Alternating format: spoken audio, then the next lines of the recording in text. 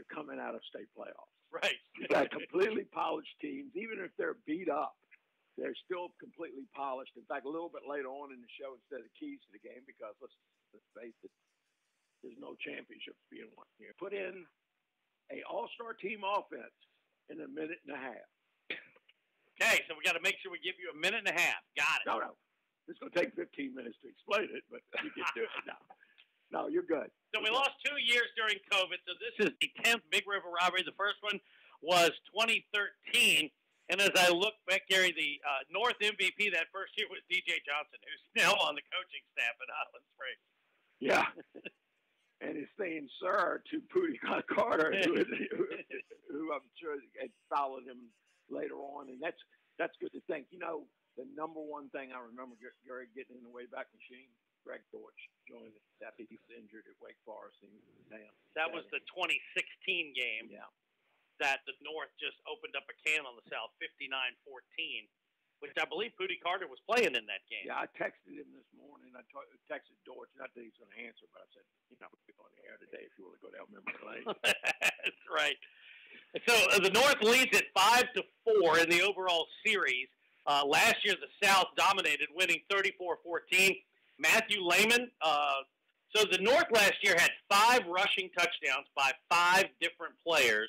Matthew Lehman did a good job, and Riley Justice did a good job as the triggerman. Lehman won the MVP award for the North.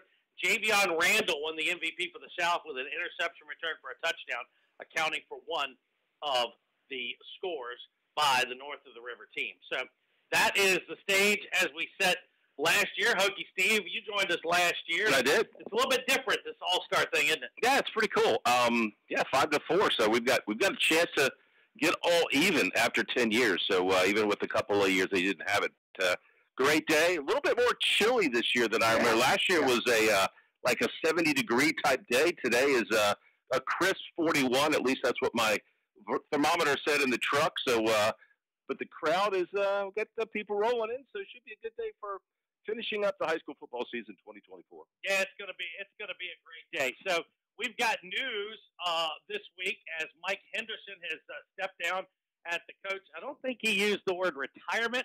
He did not. Although we addressed that in the interview that we did. And you will hear my chat with Mike Henderson coming up at halftime. Chris, you said you've listened to it. It's as we've become accustomed to with Coach Chris, with Mike Henderson. It was honest, and it was very good. A man of his words, and no question about it. And I will be sad to see him go because he participated in a period of time where he worked with my wife as AD, and boy, was I glad he was such a great coach. and the next one they got was just as good. And so, yeah, it is. So that'll come up at halftime, and then of course another opening came up this week as Gerald Glasgow has stepped away as the coach of Clover Hill. So we have 2 openings in the Dominion District, Powhatan and Clover Hill, and of course it's always interesting to see who fills those. And we'll celebrate Mike Henderson coming up at halftime today. The final CBS 6 9-10 The Fan Coaches poll came out. Armstrong 10th, TJ 9th, Matoaka 8th, Glen Allen 7th, Benedictine 6th, Byrd 5th, Huguenot 4, Highland Springs 3, Dinwiddie 2, and Varina 1. 15 of 17 first place votes. The other 2 went to Benedictine. You guys think they got it about right? Yeah, it is. I didn't make a lot of movement. I did do a typo and had to take out one M team and put in another. Right. I texted you. I'm like, is that really what you wanted to do? No. So, and so last week, Chris, we made the trip. Stubb with us. Stubb doing a great job as he's done all year to Lynchburg, and Varina fell short. But Varina had a great season. It was great to be able to call another state championship game.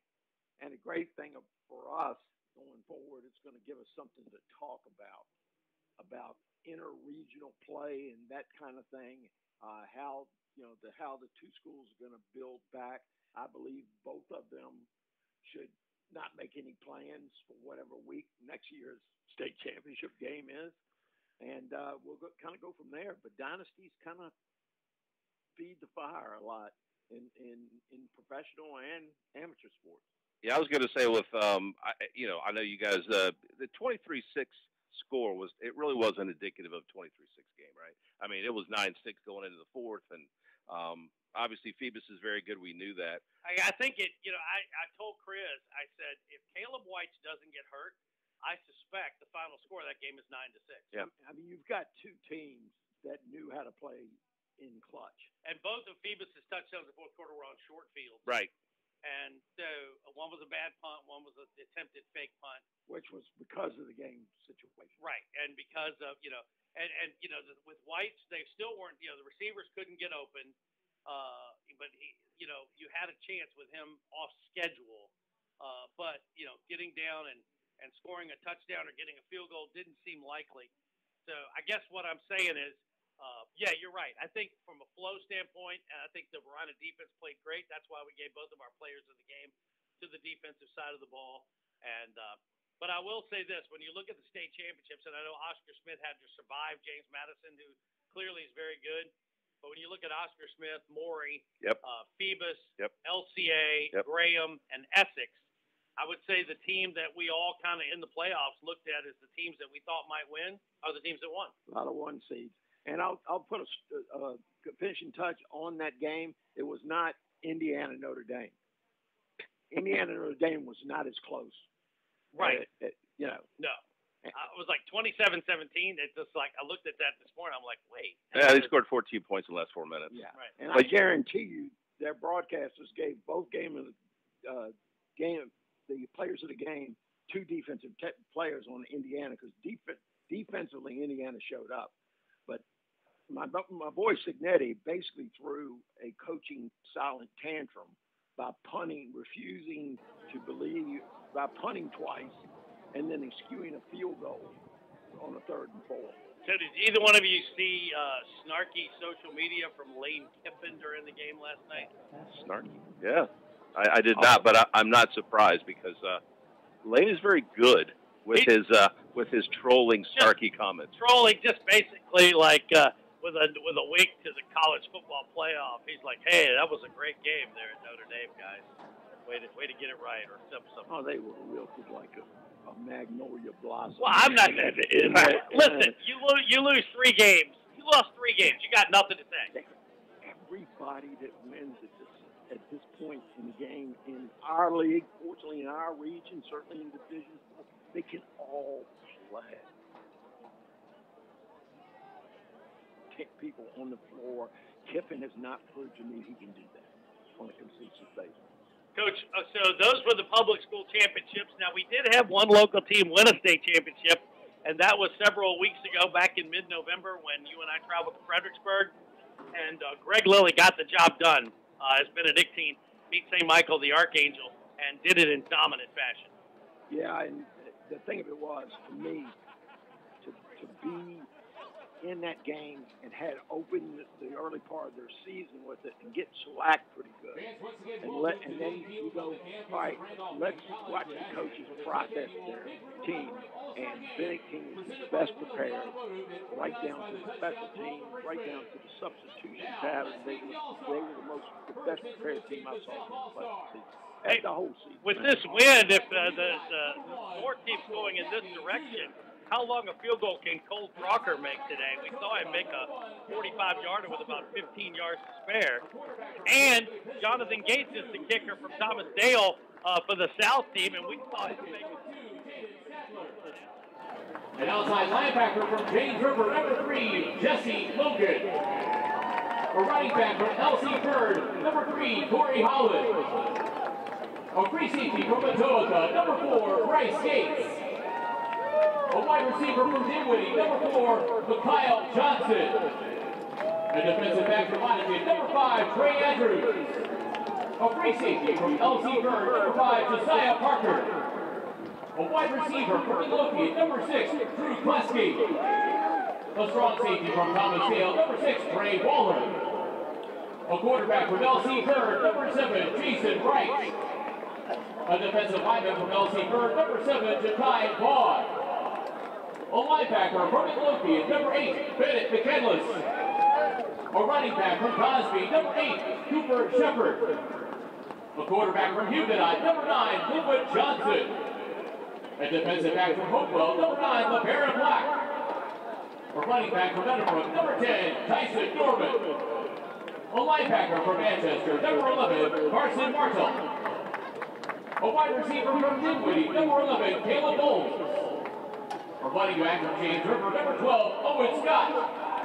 An outside linebacker from Meadowbrook, number 12, Devin Carter. A defensive end from Petersburg, number 13, Wayne Thomas. A wide receiver from Watergate, number 14, Tristan Hollins. A defensive back from Cosby, number 14, Angel Reeves. A quarterback from Powhatan, number 15, Jackson Morris. A defensive lineman from Prince George, number 17, Jaden Totem. A linebacker from Petersburg, number 18, Keith Melton. An outside linebacker from Thomasdale, number 19, Jonah Harris. A quarterback from Huckeeve, number 21, Jason Moore. A wide receiver quarterback from Thomasdale, number 22, Delwan Waller. A linebacker from Silver Hill, number 23, Logan Eastep. A linebacker from Dinwiddie, number 27, Brady Slade. A long snapper and tight end from James River, number 29, Brady Lane. A defensive end from Etobicoke, number 31, Victor Opalabi. A defensive lineman from Colonial Heights, number 33, Devontae King. A placekicker and punter from Powhatan, number 38, Tristan Knight. A defensive lineman from Dinwiddie, number 39, Tyrus Sampson. An offensive lineman from Thomasdale, number 50, Kickoff the Wall. An offensive lineman from LC Bird, number 51, James Bland. A linebacker from Powhatan, number 52, Jamison Britt. A center from Cosby, number 53, Brian Bickle. An offensive lineman from Dinwiddie, number 54, Dennis Bland. An offensive lineman from Watergate, number 55, Kenny Hunt. A defensive tackle from Etobicoke, number 56, Malik Brown. A center from Manchester, number 57, Eden Spencer. A center from Midlothian, number 59, Brady Alexander. A defensive lineman from LC Burke, number 70, Justin Lane. An offensive lineman from Midlothian, number 71, Jonah Elliott. An offensive lineman from Trinity Episcopal, number 72, Patrick McGowan. An offensive lineman from Prince George, number 73, Caleb Watts. A defensive tackle from Huguenot, number 75, Ron Thompson. A tight end and defensive end from Manchester, number 87, Brandon Phillips. A place kicker and punter from Thomasdale, number 88, Jonathan Gates. The South coaching staff, the head coach from Etobicoke, Brent Stoops. The assistant coaches from Thomasdale, Kevin Tucker. From Meadowbrook, Billy Rudd. From Manchester, Jason Harrell. From Etobicoke, Michael Birdsong, Travis Williams, Sonny Clayton, and Rashad Murphy and Matt Simpson. From Thomasdale, Bruce Ferguson, and from Manchester, Drake Henderson. South Gate directors are Greg DiFrancesco and James Riley. Ladies and gentlemen, your South All-Stars. And now let's meet today's home team, the North All-Stars. A defensive back from Glen Allen, number 0, Ahmed Kamara. A running back from Hermitage, number 0, Rolante Winston. A quarterback from Thomas Jefferson, number 1, Rashad Cherry. A defensive back from Benedictine, number 2, Jackson Hall. A running back from Douglas Ribbon, number 2, Warren Stevenson. A running back from Armstrong, number 3, Jadine Tabyus. A quarterback from Henrico, number 3, Lavelle Winston. A wide receiver from J.R. Tucker, number 4, Danelle Douglas. A linebacker from Douglas Ribbon, number 4, Kevin China. A linebacker from Corona, number 5, Devin Henderson.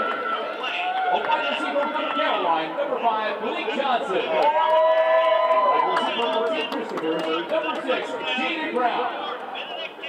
A wide receiver from the Phoenixville, number 6, J.P. Quigley.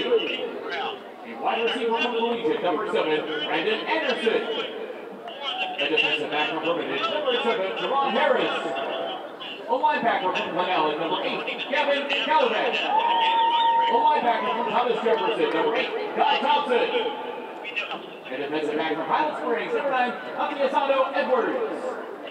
A running back from Caroline, number 9, Vladimir Joyson Jr. A linebacker from Douglas Freeman, number 10, Brady Blanchard. A defensive back from Hamilton Springs, number 11, Huckeeve. A wide receiver for Patrick Henry, number 12, Devin Bruce. A running back from Big River Rivalry, number 12, James Stewart. And defensive back for J.R. Tucker, number 12, Darius Carter. A linebacker for Deep Run, number 13, Carson Strickler. A wide receiver for John Marshall, number 14, Corian Vincent. A linebacker for Thomas Jefferson, number 15, Isaiah Brown. And defensive back for Patrick Henry, number 15, Montrell James. And defensive back for Henrico, number 16, Kennard Tyler. A linebacker for Armstrong, number 17, Gage Bender. A quarterback for Glen Allen, number 17, Nana Upstate. A linebacker for Pete Williams, number 20, Brenton Stallings. And defensive back from Deep Run, number 21, Chase Tyler. A linebacker from Bill Stockman, number 25, Carson Smith. A running back from St. Christian University, number 33, Addison Gosselin.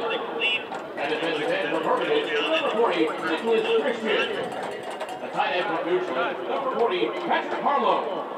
The kicker and punter from Benedictine, number 48, Cole Drucker. An offensive lineman from Carolina, number 51, Jaden Bowen.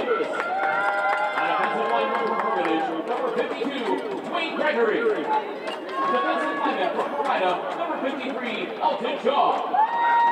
An outside lineman from Armstrong, number 54, DeVale Johnson.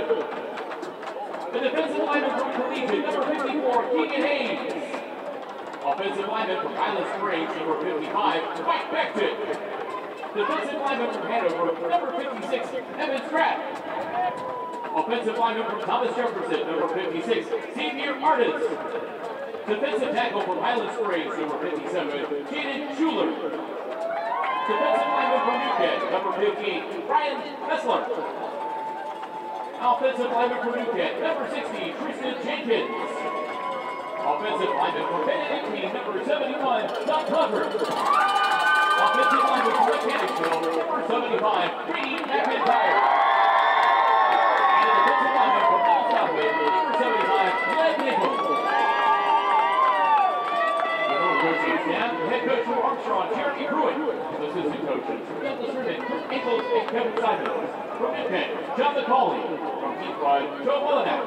From Glen Allen, Nick Sexton. From Armstrong, Nigel Tabyus, Andrew Walls, Russell Pierce, and Nicholas Pullman. And for Thomas Jefferson, Terrence Bank, and Barry Hagan. And the team team director is Bryce Prince.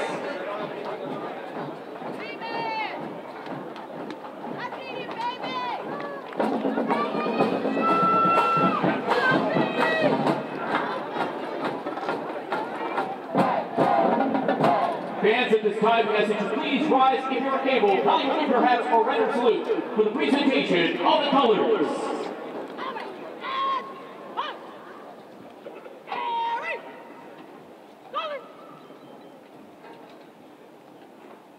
Please remain standing as we honor America with our national anthem, performed by the Highland Springs High School Marching Band.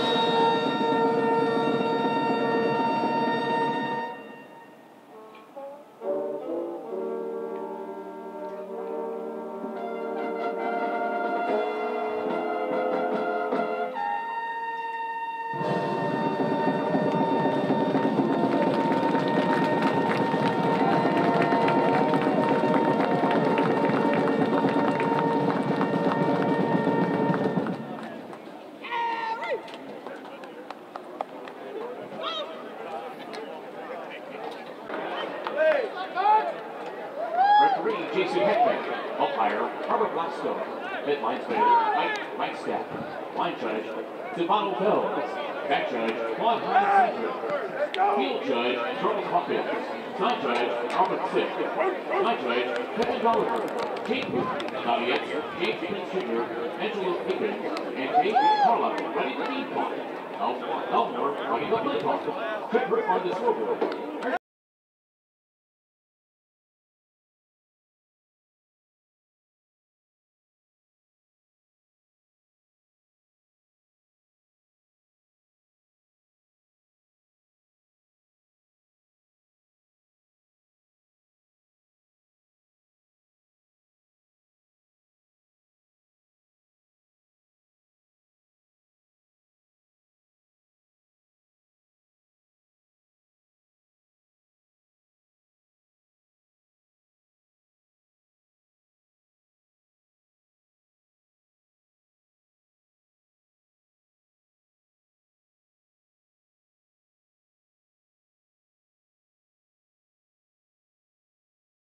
Get a chance for a second guy moving, it's just a mess. Get in your set and snap the ball.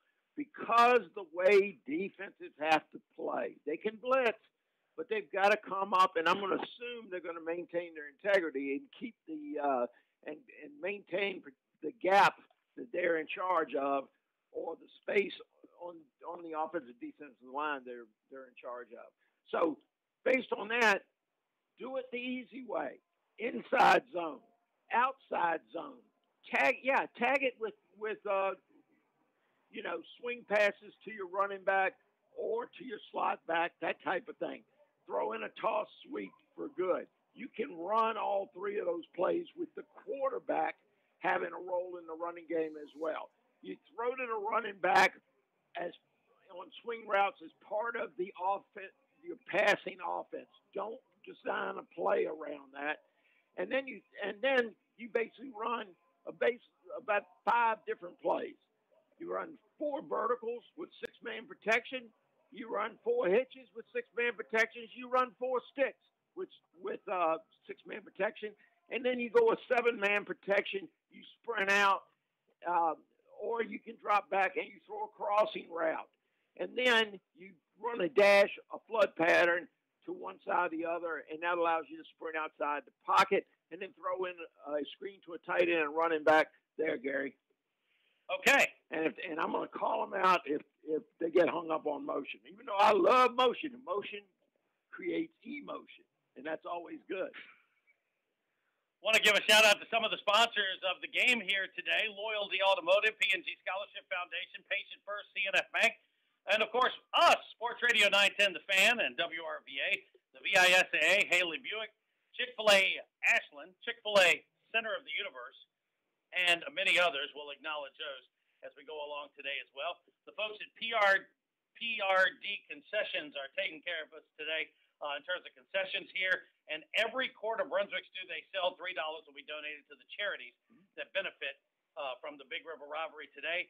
This year's charity benefactors for the Big River Rivalry game are the Sportable, Feed More, and the Nate Evans Love and Light Foundation, which I thought was a great choice because Nate Evans was a great football player in the 804 and was taken from us way too soon while he was a star at William & Mary.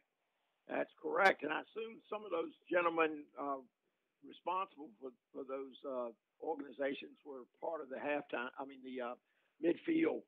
I think that was something to do with one of the sponsors, maybe? Yeah. And I believe there might have been... It's Sportable.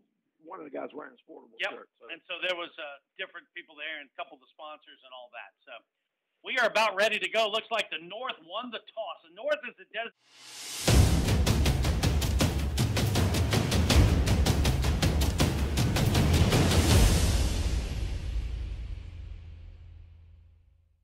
Mel C. Bird and Linwood Johnson from Huguenot.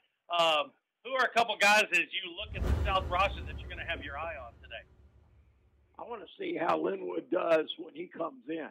He still looks a little rusty. He still looks a little out of kilter, but that's warm-ups. Because Jason Wright, at least in the way his team performed down the stretch, is on a bigger role than Linwood Johnson. I expect him to basically start start the game. Gary, kickoff.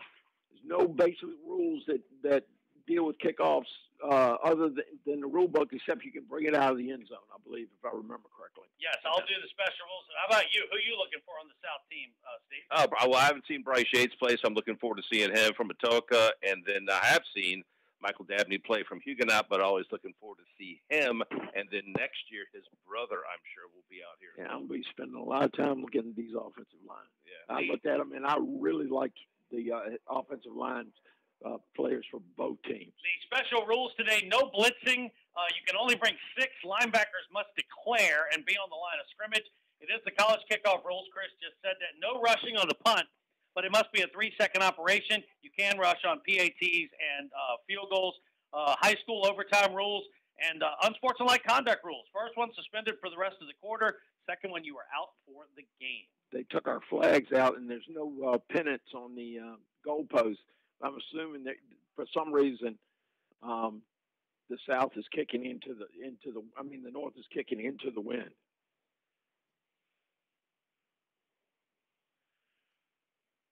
So the North, Cole Drucker from Benedictine will be the kickoff man. When last we saw Cole Drucker, he was making like a 45-yard field goal up in Fredericksburg. Yeah. And went 3 for 3 in that game. Yeah, that was a big part of it. And I mean, if you're weak in special teams, why would you give up a chance to let the defense know? Look at the guy from the North closest to us. That's Rashad Cherry playing on the kickoff coverage team, Gary. Yep. Kick is allowed to bounce at the 12. It comes at the 10. Fake reverse. And the South gets swallowed up by the North. That was not very pretty. Oh, yeah. And you know what screwed up the timing of catching that kick? What? The wind. Right. And then on top of that, they let it bounce. And then on top of that, if it bounces, don't run the damn reverse. Just take the ball and go down and field. Yeah, make the best of it at that point.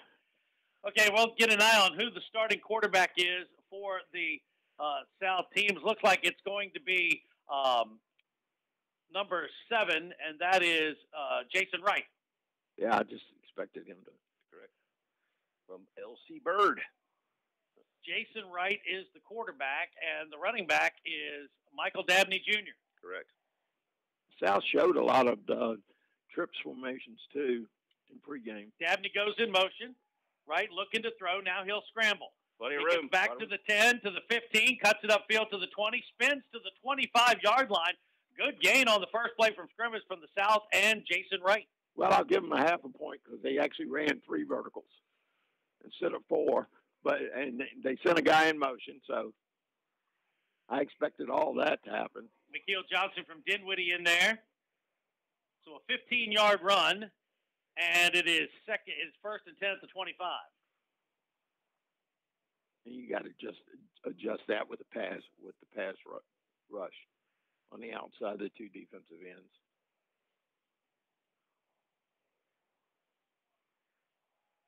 Right this time, it's going to throw a screen, and that's going to be complete to the 30, to the 35, to the 37-yard line. And that goes to number 14 for the South, and that is Tristan Hollins from Monacan. Yeah, that's a good start for especially reacting to bad field position. So a 15-yard run and a 12-yard pitch and catch, and the South is out of the shadow of its own end zone at the 37-yard line. Just underway in the Big River Rivalry All-Star Game here on News Radio WRVA. Devin Henderson realigning himself here. A little 3-by-1 formation. Right, we'll run it to Michael Dabney Jr., who cuts it upfield to the 40 to the 41-yard line. And there he's finally brought down with emphasis by a North player whose uniform is so scrunched up I can't see the number. Yeah, it is pretty scrunched up.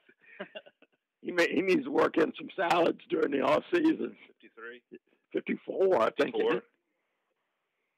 All I know this is, let's just say Dabney running behind my favorite player on the offensive line from the South, and when you get 51, James Bland involved, it's going to be a good place.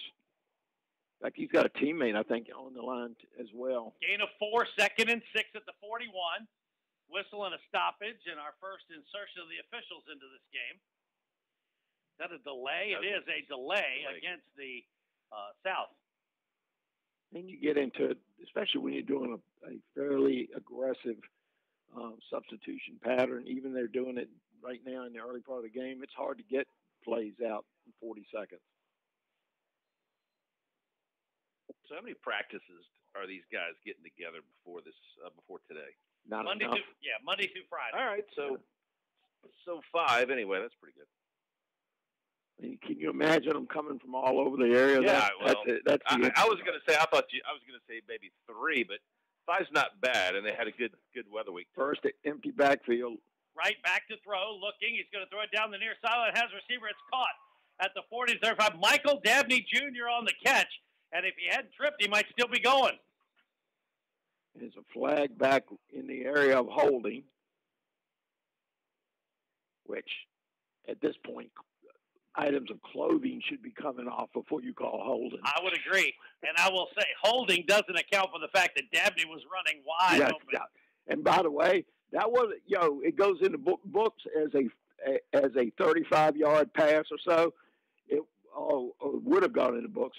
That ball was out when Dabney was like 5 yards off the line of scrimmage.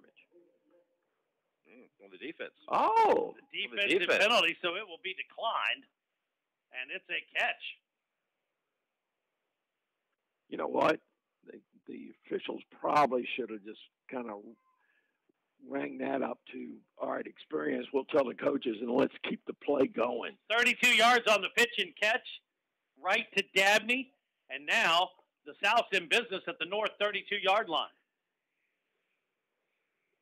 Dabney's got a lot better history, but he's looking a lot like Tink Boyd right now. You'll have to explain who Tink is later, Gary. Yeah. I think both number 4s are in the game at wide receiver for the South. So that offense-defense thing didn't last.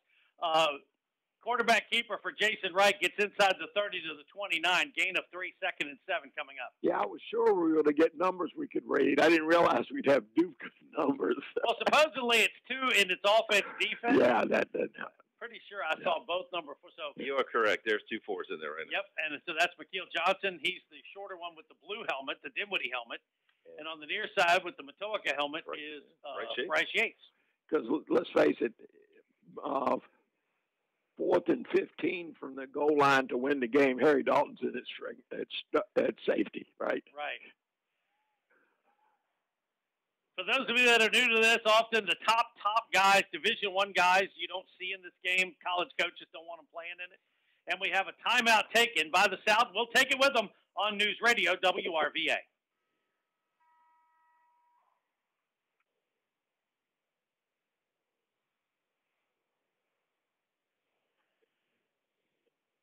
All right, going all right so far, guys.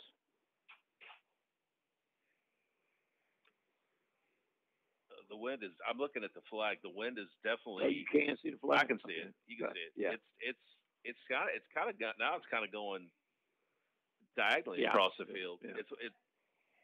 Maybe that's just yeah.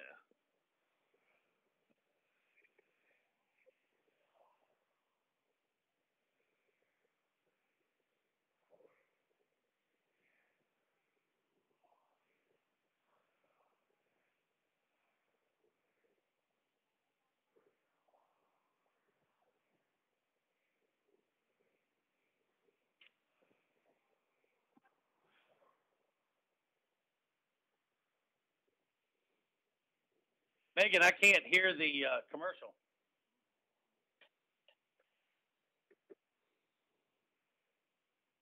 It's one of the most storied names in Richmond high school football. Bunky Trinity Trophies has been a constant in RVA now for 56 years and has honored the top players from the game of the week since it began 31 years ago. Just like their dad, the legendary Bunky Trinity, Chris and Lee and all the folks there have long been steadfast supporters of high school football and the local sports community as a whole. You see their trophies, plaques, and awards all over town because everyone knows a banquet without Bunky Trinity Trophies is just another meal. Bunky Trinity Trophies, 12 East Gray Street along historic Linden Row. Local news can come at you fast. Want the latest on what's happening in your backyard? Download the free Odyssey app. Follow your local news station, and you'll get alerts on the top stories making headlines in your city. You can stay in the know, no matter what you're up to, and be among the first to find out when news breaks. Plus, keep tabs on weather and traffic, so you're never caught off guard. To get started, download the Odyssey app. That's AUDACY, and follow your local news station. You're listening to the high school football game of the week on News Radio WRVA. Get yourself fired up, this is going down.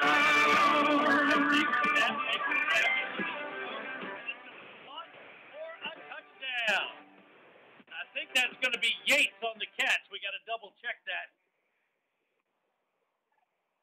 All right, they've got the Dinwiddie kid, Mikhail Johnson, with the catch. Is that a blue helmet or a red helmet he's wearing? Well, kind of hard to tell because they're decorating. I think that's Johnson. They got a lot. They got a lot of logos on that helmet. Yeah. We're going to give it to Johnson. Well, I'll tell you. Yates is probably going to play all defense anyway, isn't he? Well, there were 2 4s on the field earlier. That's true. That's true. So that's a pretty effective 90-yard drive right there. Very all-star-like, too, by the way. Be happy. Extra point attempt is batted at the line of scrimmage and no good. I'm pretty sure it went off somebody's helmet. 6-0 in favor of Why can't we kick an extra point at 8:04? These are it was number 4. I think Johnson Yates would be good. Just call it that. It was Bryce Yates. I put the binoculars on him. It is not a blue helmet. So there you go. There you go. I mean, he pushed off like a Division I guy. Well, he's going to a Division I school. Yeah. That's the Pittsburgh guy, right? Yes, Pitt caught from Buffalo. Correct. Westbrook Honda Drive Summary brought to you by Westbrook Honda, Central Virginia's #1 Honda dealer. Why buy anywhere else?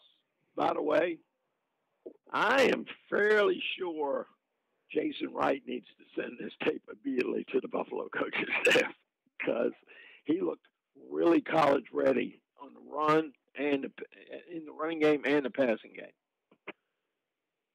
7 plays to go 90 yards is pretty impressive. High end over end kick back to the 2-yard line and into the end zone, and it bounced through the back of the end zone, and so the North will begin at the 20-yard line, 1st and 10. What? Even in the All-Star game, they still got the kickoffs right. The NFL has screwed up, in my opinion, the kickoff deal. I still don't understand it. And even in a high school All-Star game, I can understand it. And I'm sure you can understand it too, Coach. Oh, no, I got to explain it to AWOD. with like 20 minutes notice one time I was driving down 95, right, stuff? They've basically taken the return. I killed it, though, didn't I? It's terrible. It's terrible. I like it. Okay, here we go. 1st and 10 at the 20-yard line for the South. I hate the no onside kick deal, though. Lavelle Winston he's coming off the field, whoever carried the ball. 9. Can we see that number? 9. Number 9 for the North, and that was Vladimir Yassin Jr. from Caroline. Got a couple, 2nd and 8.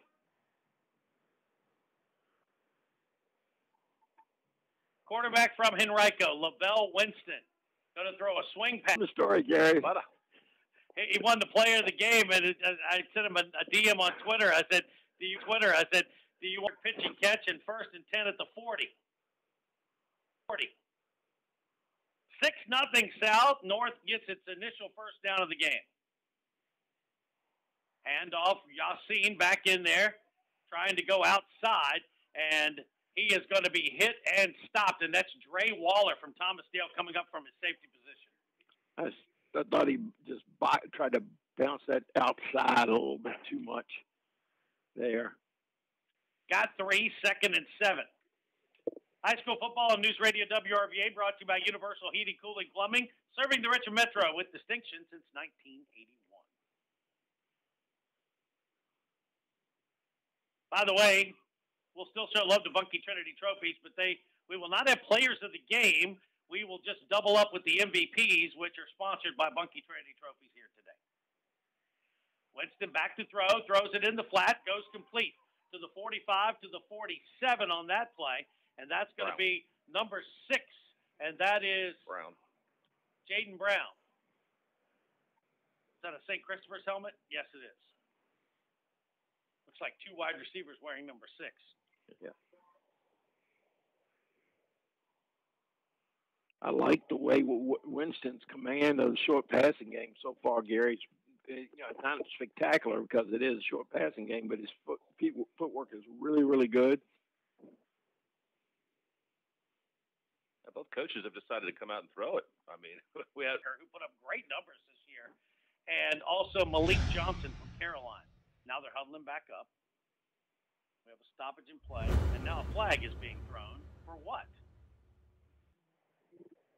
illegals. Oh, an illegal delay? I like it. An illegal delay. I may have heard that wrong. I thought he said an illegal snap. Yeah, look, because it's a I thought he said an illegal snap. They're going to put it on the defense, though. They pointed against the defense. And how does the defense? And they're going back. Snap? They're going back to the previous line of scrimmage, so it's going to nullify the play. Well, you want me to talk about the officials while we got so much time? In a second. Okay. So they walk off 5 yards, and so ball at the 48-yard line. Lavelle Winston, the quarterback from Henrico, calling out the signals, and they'll run it on 2nd down. Crossing midfield, Butter Stevenson. He's going to get to about the 47-yard line, put down. They're going to whistle it dead at the 45, but that's a fresh set of downs for the North. Butter Stevenson looks pretty decisive hitting that hole. He's been a workhorse for the Mavericks. I got it right. There we go. Graduate. Yeah, I know. You are coachable. I know I am, but I still prefer the REBELS. However, where's Mr. Stevenson going to play his next 4 years? Because he could definitely play somewhere. I don't know the answer to that. No, I do not. I mean, to me, he could play on this field right here. Quarterback direct snap to somebody with a red helmet. I didn't catch the number. That would be number 1. Oh, Rashad Cherry. Jaden. Hey, Jaden Wellens from Verona was at left guard there, and I believe he was penalized twice during the state tournament for lining up in the backfield. Yeah, I've seen H-backs closer to the line of scrimmage than he was, but he got in a great position to pull. 2 receivers left, 2 to the right. 1 running back, Winston, back in at quarterback. Winston will take the snap, look to throw. Now he'll take off running to the 40, move. To the 35, 30, to the 25, to the 20, down to the 15. Decisive.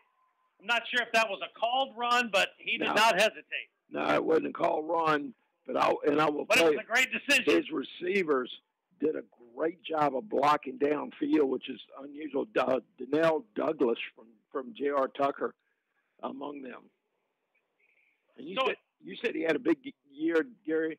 Yes. For Henrico? No, Donnell Douglas? Yes. Yes. Yeah, tough year for Tucker, but Donnell Douglas put up good numbers. Yeah. Had, I think, one game over 200 yards. Receiving. They'll run the touch pass. Going to turn it upfield. That's going to be Ja'Kai Chavis, number 3 to number 3 there. Yeah, he looked really good. And they've been sneaking him in and out of the lineup. That time, Gary, I loved that because it was basically a jet sweep, which I did not include in my group. But if I did include a jet sweep, it would be a touch pass because you don't want to work on that kind of timing. But he cut it up immediately, which north-south is the way to go. What a great drive. Winston calling out the signals. Wassine back in the game at running back, and the defense is all over him. Great job, and that is going to be Ja'Kai Vaughn. I didn't even have to look at the roster. I knew who that was. Yes. With that L.C. Bird. Yeah. Oh, yeah. Loss of 2. John Keene has figured out they hit a little harder further down south on 95.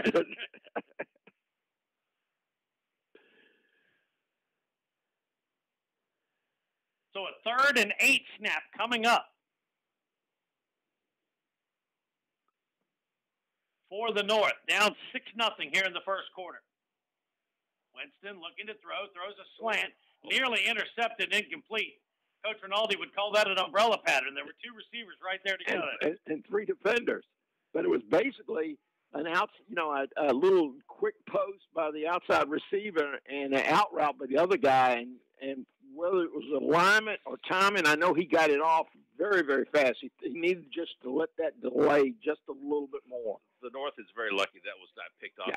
Yes, coming 100%. back this way. Yes.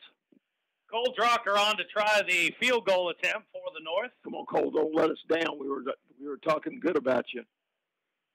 32-yard attempt into the wind from the right hash. Set up there. Snap the ball. Penalty marker down. It's going to be delay. And that's just give Cole a little bit better angle.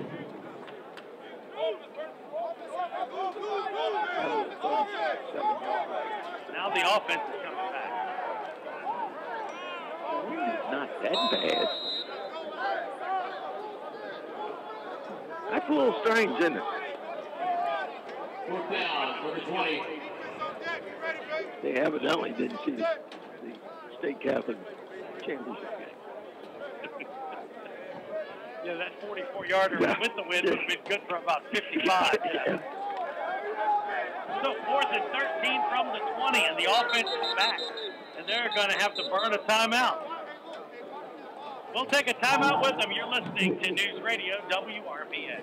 Diabetes, high blood pressure, anxiety meds, everyone's on them. If you're a 50-year-old male, maybe a bit porky, and you may even have type 2 diabetes, $1 million of term insurance may only cost you about $200 a month. Call Term Provider. Speak with Big Lou at 800-511-3535. Big Lou will find a term life policy for you even if you have type 2 diabetes, are overweight, or have high blood pressure. Term Provider has helped thousands of people like you who think they can't afford term life insurance. To buy $1 million of affordable term life for you, all you need to do is call Big Lou at 800-511-3535. Lou will make sure the scales are tipped in your favor. Call 800-511-3535. Big Lou will answer your call and work to fit you into a term life policy that you can afford. Remember, Big Lou's like you. He's on meds too. Call 800-511-3535, 800-511-3535, or biglou.com. The high school football game of the week continues on News Radio WRVA. No hesitation, no looking in the past. This referee. Okay, after the timeout,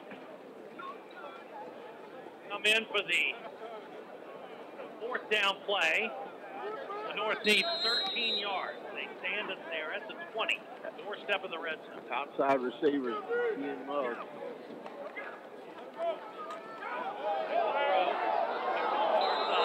And it's going to go incomplete to an outside shoulder throw. Pass incomplete. Looking up at the ring. So what, they definitely knew what they were doing. Basically, the slot.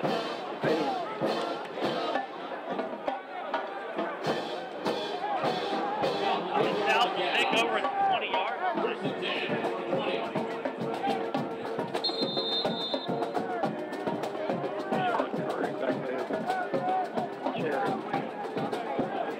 Back there, wearing number 1, playing free safety.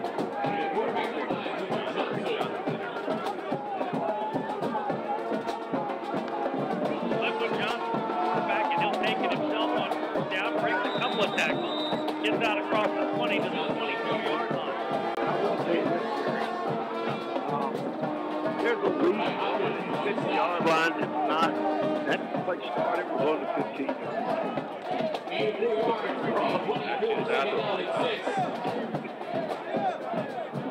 Yeah. It's a 35, man. It's going all the way. It's a bit more. That explains why they went for it after that time. That was my point. Johnson sends tight end and takes the snap.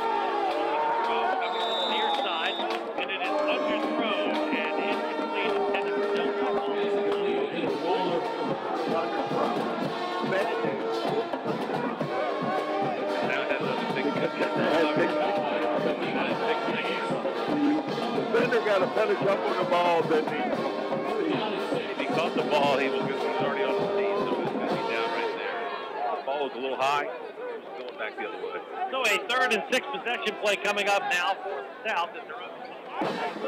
3 receivers left, 2 right, empty backfield. Linwood Johnson. Receiver in motion, runs back to the near side. Now Johnson, back to the road. Rush fumble, ball still loose, and it's recovered by the North.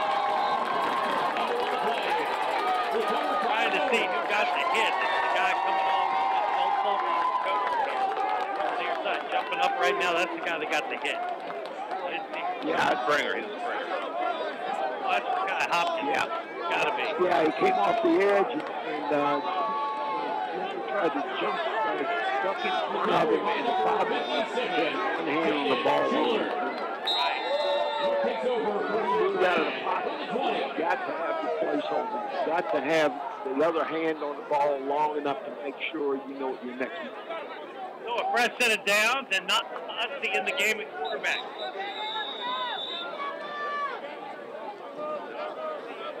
Okay, it's yeah, Schuler on their cover. Jaden Schuler. Springer, double Springer. yeah. His jersey is up. His numbers are cut off too, but that's definitely Jaden Schuler. It was not a vintage year for offensive defensive linemen at Holland Springs. They set the bar pretty high on vintage year. You know, Gary, I was thinking about the Springers this week. They went 9-4, and just to look at that, you think, wow, that doesn't look that great. But when you think those 4 losses were to the Division 6, Division 5, and Division 4 state champs of the division. And after all that history of great defensive and offensive linemen, I look at the All-State Group 6 thing, and you have to go to the second team to find a Springer in an interior line.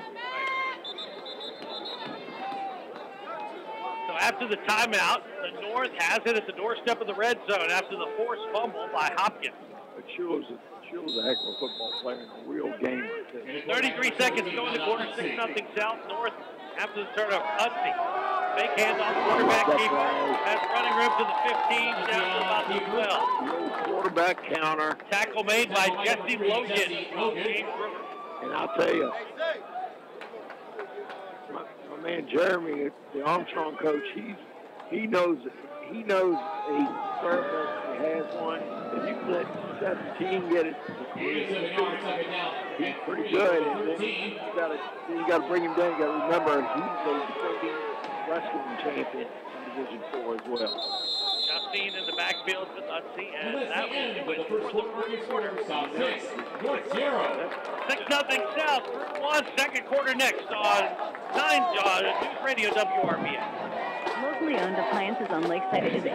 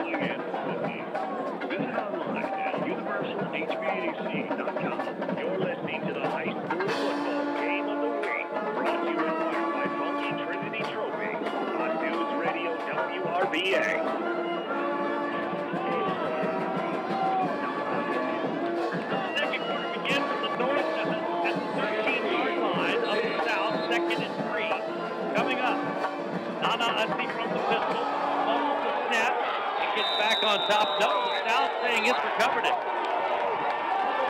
And it does. He just dropped the snap. Just trying to look ahead to what his next move is at. Tells me he's probably the primary ball carrier.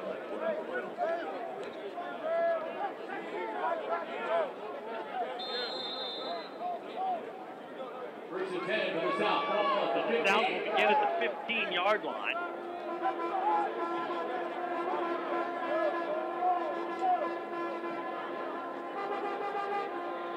Jackson safety playing an alley player right now. Like Glenwood Johnson is the quarterback again. It's joined by his teammate Michael Tabyus. Johnson looks to throw, and he does, but it's incomplete. That's a two-man flood that way. Like to sprint guys out, especially in the All-Star game where you might have a player that is, I should say, extra motivated to show how kind of player he is. And I think seeing him sprint away from it, especially the way the four guys or quarterbacks seem to be really, really good athletically.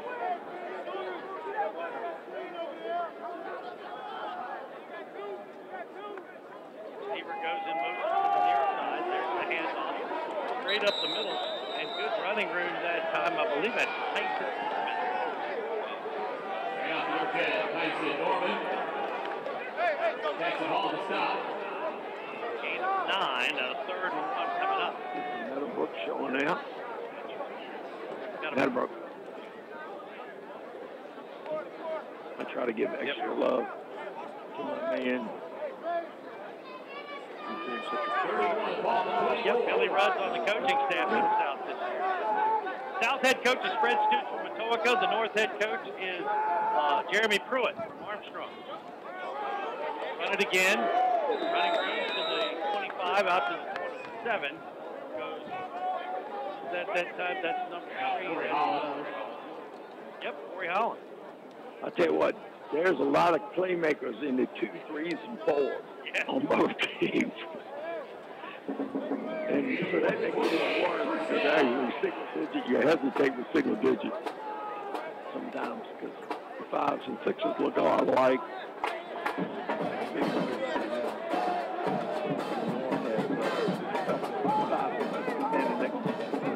First and 10 at the 28-yard line. Run it again, Corey Holland. Jerry. Two hands on the ball, and he's going to be pushed back.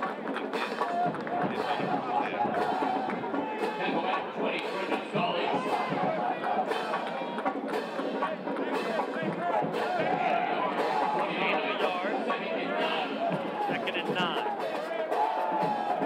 6-0 South. The South in possession of the ball. North Road to the 13, but then turned it over on the drop snap by none other team.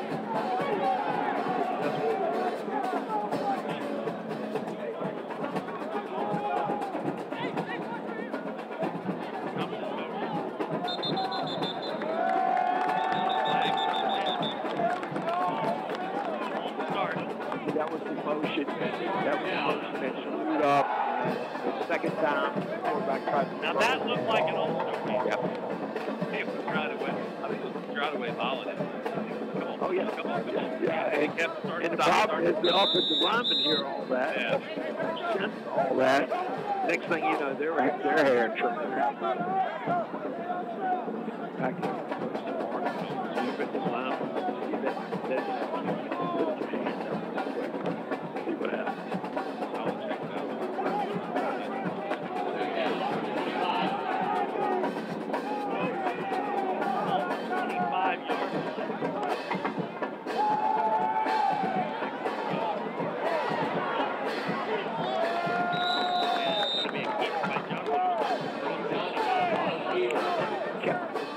Yardage, but unfortunately,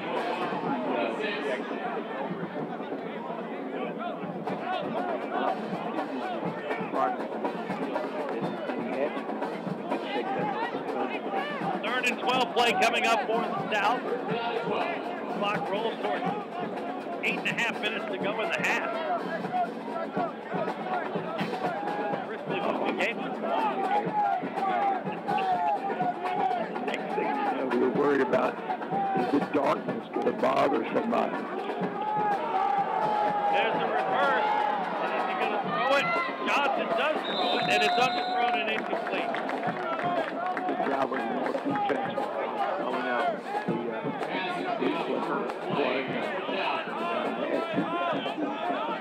defenders on the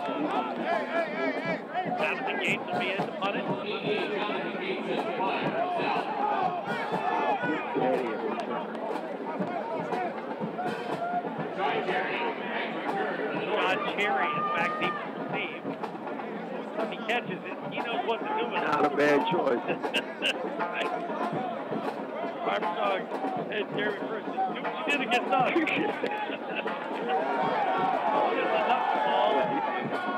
It takes a great bounce for the North, and it's down, and again it's South Territory. Boy, that was bad. He was putting so bad and well, you know, it's a lot warmer in Hawthorne. Well, we're not in Hawthorne. I like it. Is that 8:30 or 8:37? Sir? Let's see. We have Nolan Chris this time. Game 11. Quarterback. It'll be 11, yeah. Chris rolls to his right. Throws to Sky James. And it's going to be out of bounds inside the 30.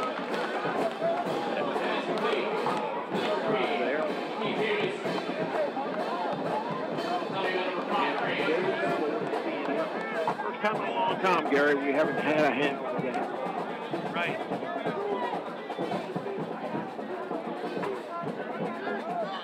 Gain of 9, second and 1. Not just moved the ball perfectly, just has nothing to show for the rest. 3 left, 3 to the right, 1 to the left, and they'll run it. Inside the 35 to the 33, that's James When the ball was snapped, the 3 guys on the right-hand side of the offense looking over the sideline for the meanwhile back in the range. He was run the other way. That might work. That's right.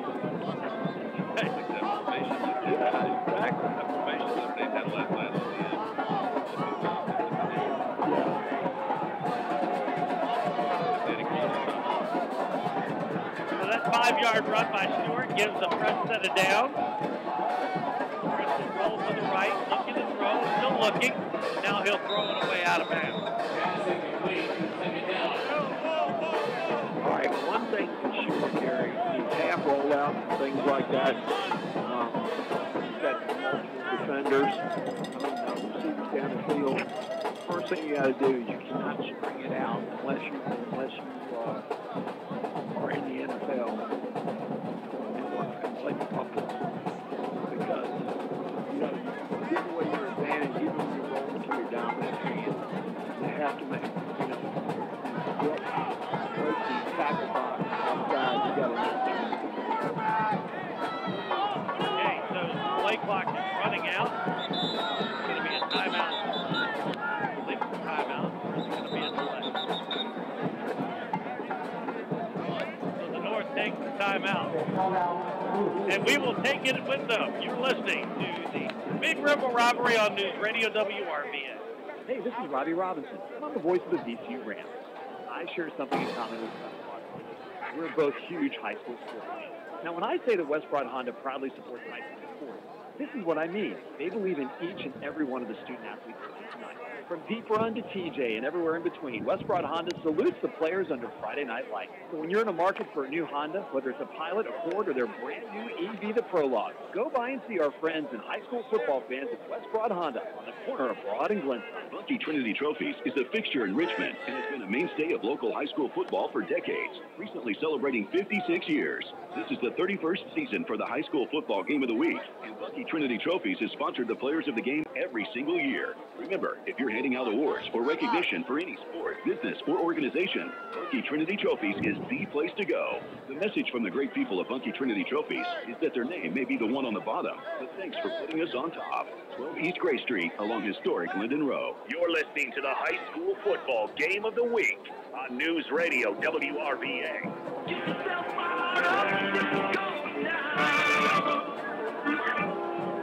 Now take the timeout. We're going to delay the play clock is about to run out. For the 2nd and 10 snap, going to Cherry, by the way. Cherry in at quarterback. Is that James in the backfield? Offensive line on the left-hand side. Got moving a little too fast.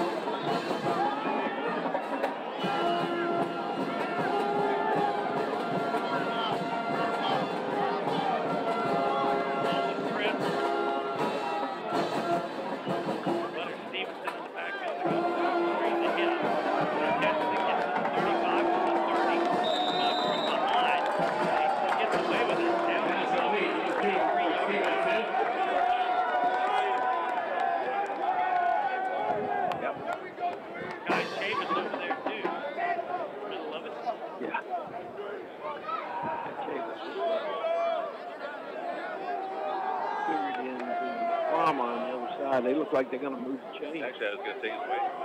Yeah, he's waiting. Needed 15, got 15. 23, so the ball's at the 23, first and 10. Stevenson in the backfield with Chris yet again. Chris will keep it this time. Patiently picking his way inside the 20, down to about the 15. The pile moving in the right direction that time. It just a little inside. Getting behind Welland. And who's remarkably far back in the backfield. Clock moving toward the midpoint of the second quarter. South leading 6-0. Steve, look what. No, he's a little better this time.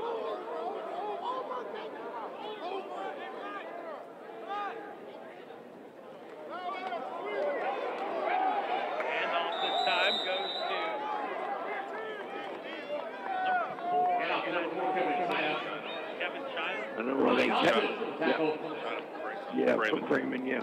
Kevin China needs to get an engraved invitation from Wellens that time. Wellens actually block it.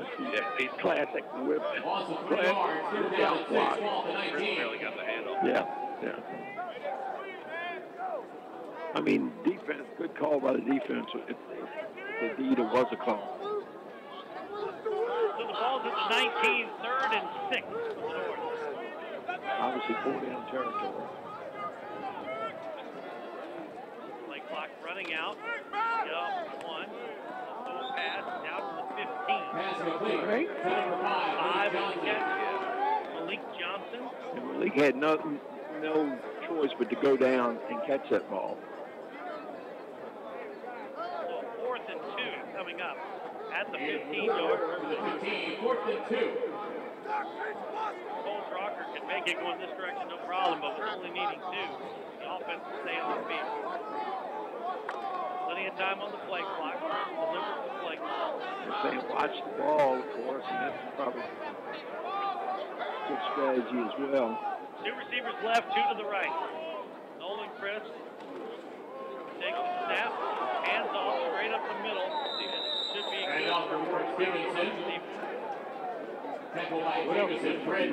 I was going to say, man, 4th and 2. Let him slide, slip and slide through there. You give it to Butter.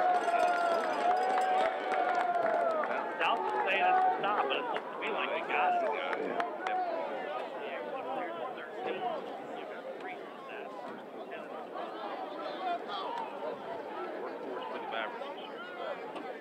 Inside 13. First down.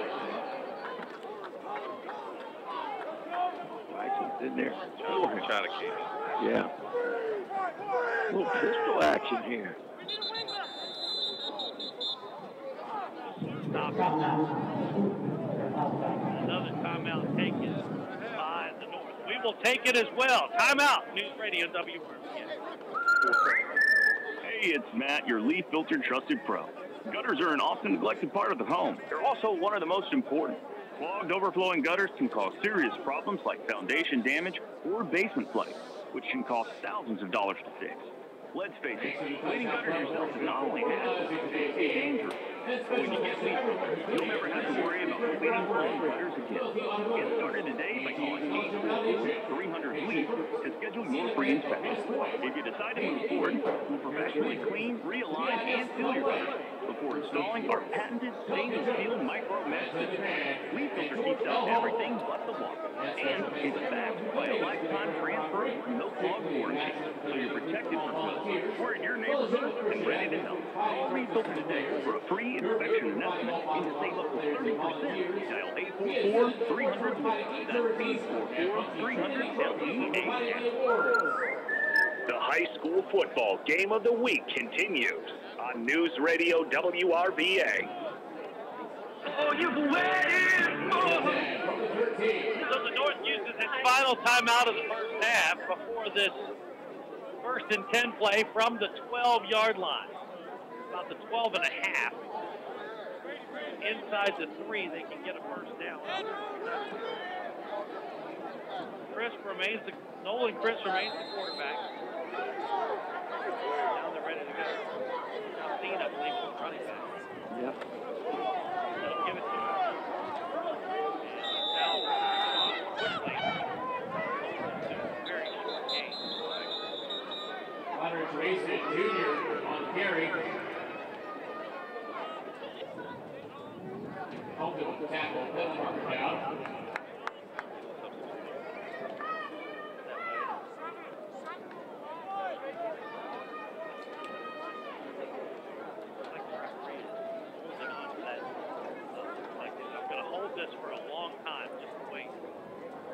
Now they're waving it off. Okay. Never mind, it was a legal substitution. We move on to further. That's right. No problem. Not problem. Okay, let's see. Okay, Chris now comes in with the play. Second down at 8 from the 11.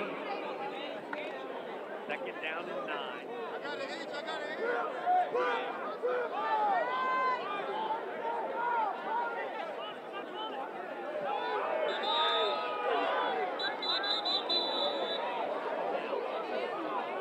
How do you have to put the timeout?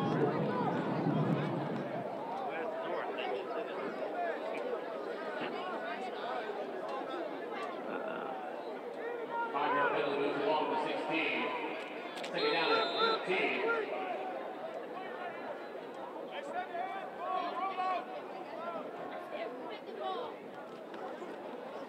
Chris will give it to Justine again. A little more speed on this field than he saw at Carolina. Yeah, I don't think there's any question. By the way, he does not cut it up enough for mine. These guys are incredibly tough to tackle when you come. He puts his shoulders up to the line of scrimmage. You lose a lot of weight when you turn sideways.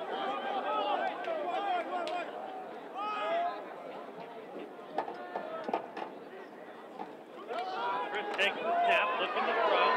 Now he's scrambling. Still looking to throw. Now he'll fall forward to the 14. Actually bumped the ball, fell right back on it. Yeah.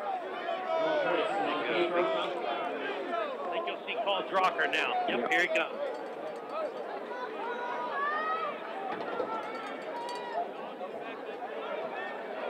Hopefully nobody will be.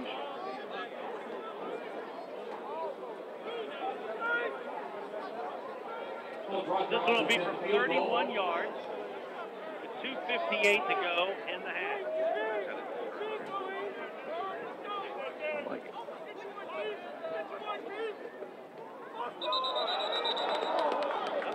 They're going to get the South for jumping.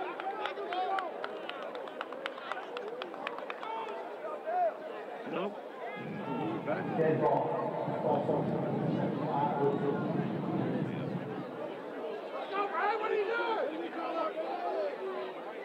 Plenty of wind, though, to kick us over the building.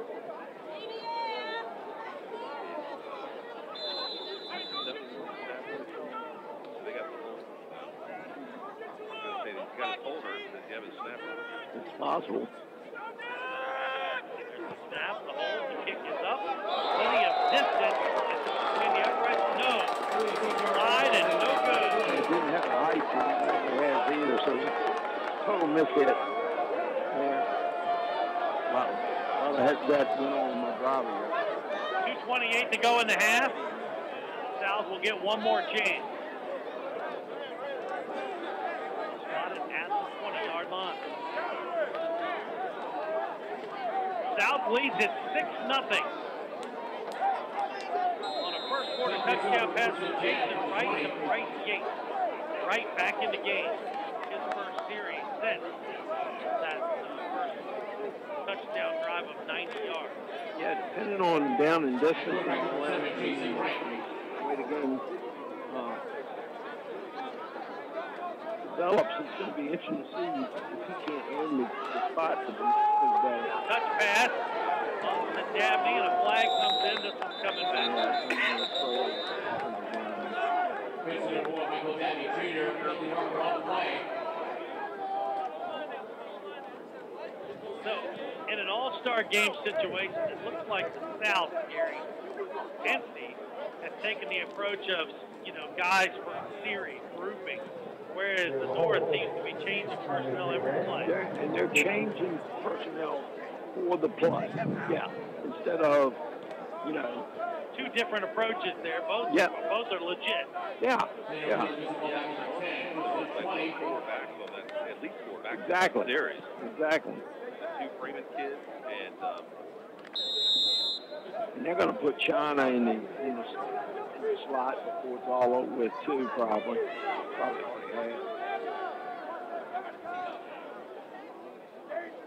So now back at the 10 versus 20. Right back to throw.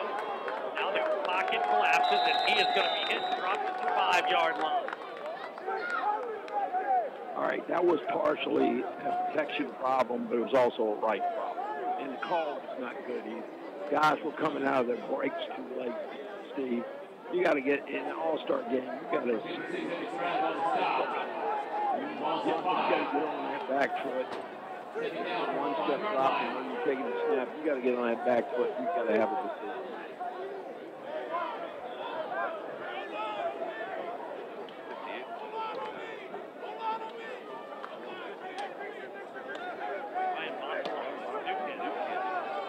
For him. 2nd and 25 at the 5. Minute 25 to go and count it. Now they'll run the ball. Cut it upfield to the 10, 12. That's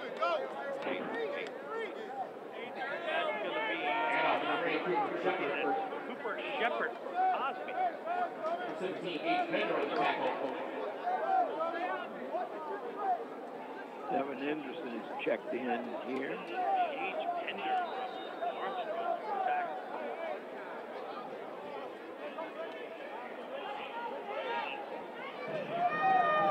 So a 3rd and 18 coming up. 3rd down for the 12. Clock rolls 45 seconds to go in the half. South has 1 timeout left. The North has none.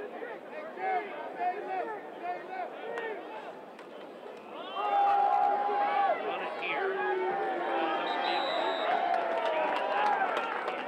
Back, and that was same guy.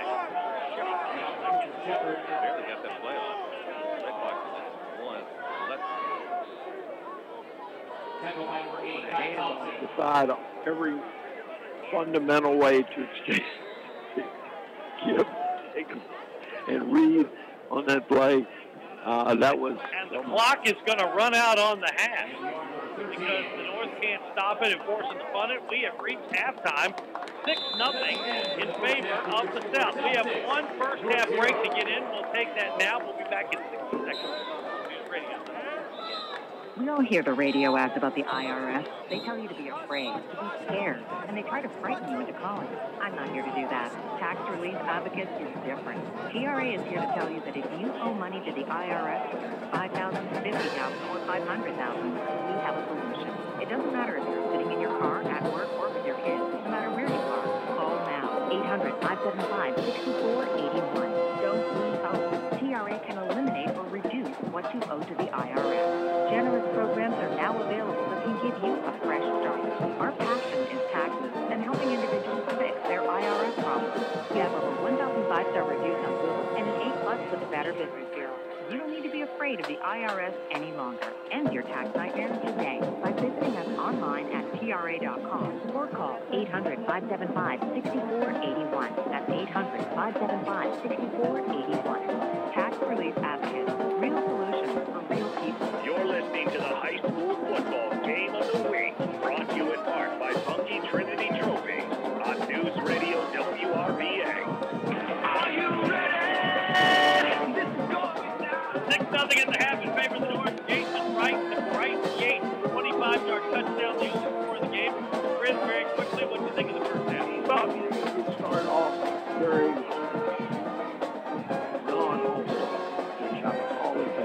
And then They can't even carry on, aren't they? Steve, I was just going to say, a lot of, pitch and catch early, and now we got a book match, right?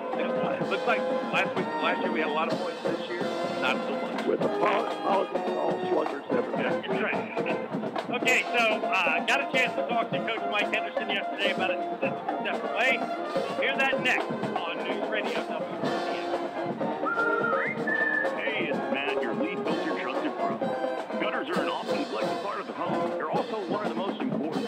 Clogged, overflowing gutters can cause serious problems like foundation damage or basement flooding, which can cost thousands of dollars to fix. Let's face it, cleaning gutters yourself is not only hassle, it can be dangerous. But when you get Leaf Filter, you'll never have to worry about cleaning clogged gutters again. Get started today by visiting leaffilter.com/rain to schedule your free inspection. If you decide to move forward, we'll professionally clean, realign, and seal your gutters before installing our patented stainless steel micro mesh system. Leaf Filter keeps out everything but the water. And it's backed by a lifetime transferable no clogs warranty, so you're protected for good.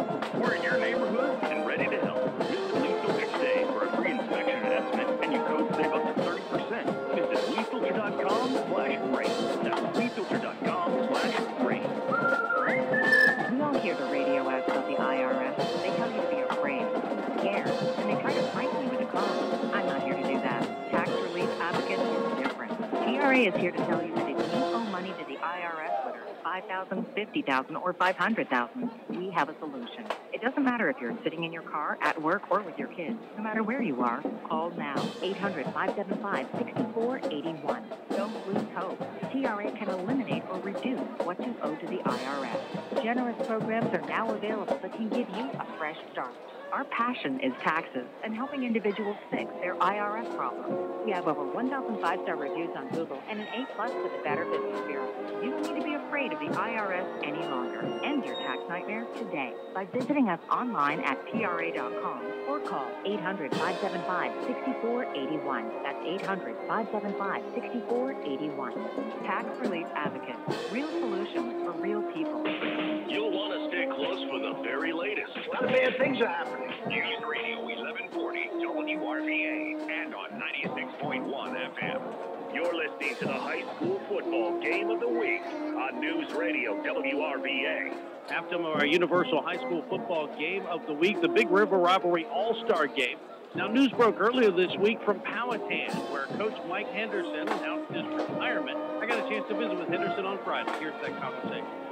Well, Coach, let's begin with the decision-making process. How long ago did you make this decision? And kind of talk about going through the process and coming down on the side and stepping away from coaching for the time being. Well, I think very, very tough decision. I love it here. Working my career to be a head coach, and I've been one for a while. I stepped away after the season. I wanted to finish some things up, get ready for next week, whether I was coming back or the next coach was coming back. But after going recently, I just sat back for a week or two and tried to weigh the pros and cons. And I just, as much as I love it, I felt it was best for me and my family at the time to step away. Did Matt's career wrapping up play a factor in that, or was that kind of a separate thing? Well, it certainly was part of it, Terry. My whole life, I've always preached, to all my teams, family first, and the football team has been a family to me, and I was having a hard time wrapping my head around, I can preach that for 30 years, and then miss all my son's games, and he's continuing the next step of his career. So that was certainly a big part of it. My mom is getting up there in years, as are my wife's parents. They both live out of town. We like to maybe visit them and be around for that a little bit more often too. And I also sat there and was thinking January 6th workout started at 6 a.m. and I didn't feel quite that same excitement about it. So weighing all those things together and thinking about the football season, not being around for weekend game planning and talking to coaches, I didn't feel that's a fair position to put the kids in and my coaching staff in, and I was going to be missing time. So in the interest of the program, I figured it would be best to step away. Coach, before we talk about your career, now that you've had a couple weeks to kind of digest, how do you feel about the 6-5 season your team put together in what ends up being your final year as the head coach of Powhatan? Well, I still made some great memories and had a great time coaching the guys. And, whether we went, 10-0 or 1-9, I don't think that was a good decision. I felt like this year, we had a chance to do that at 6-5.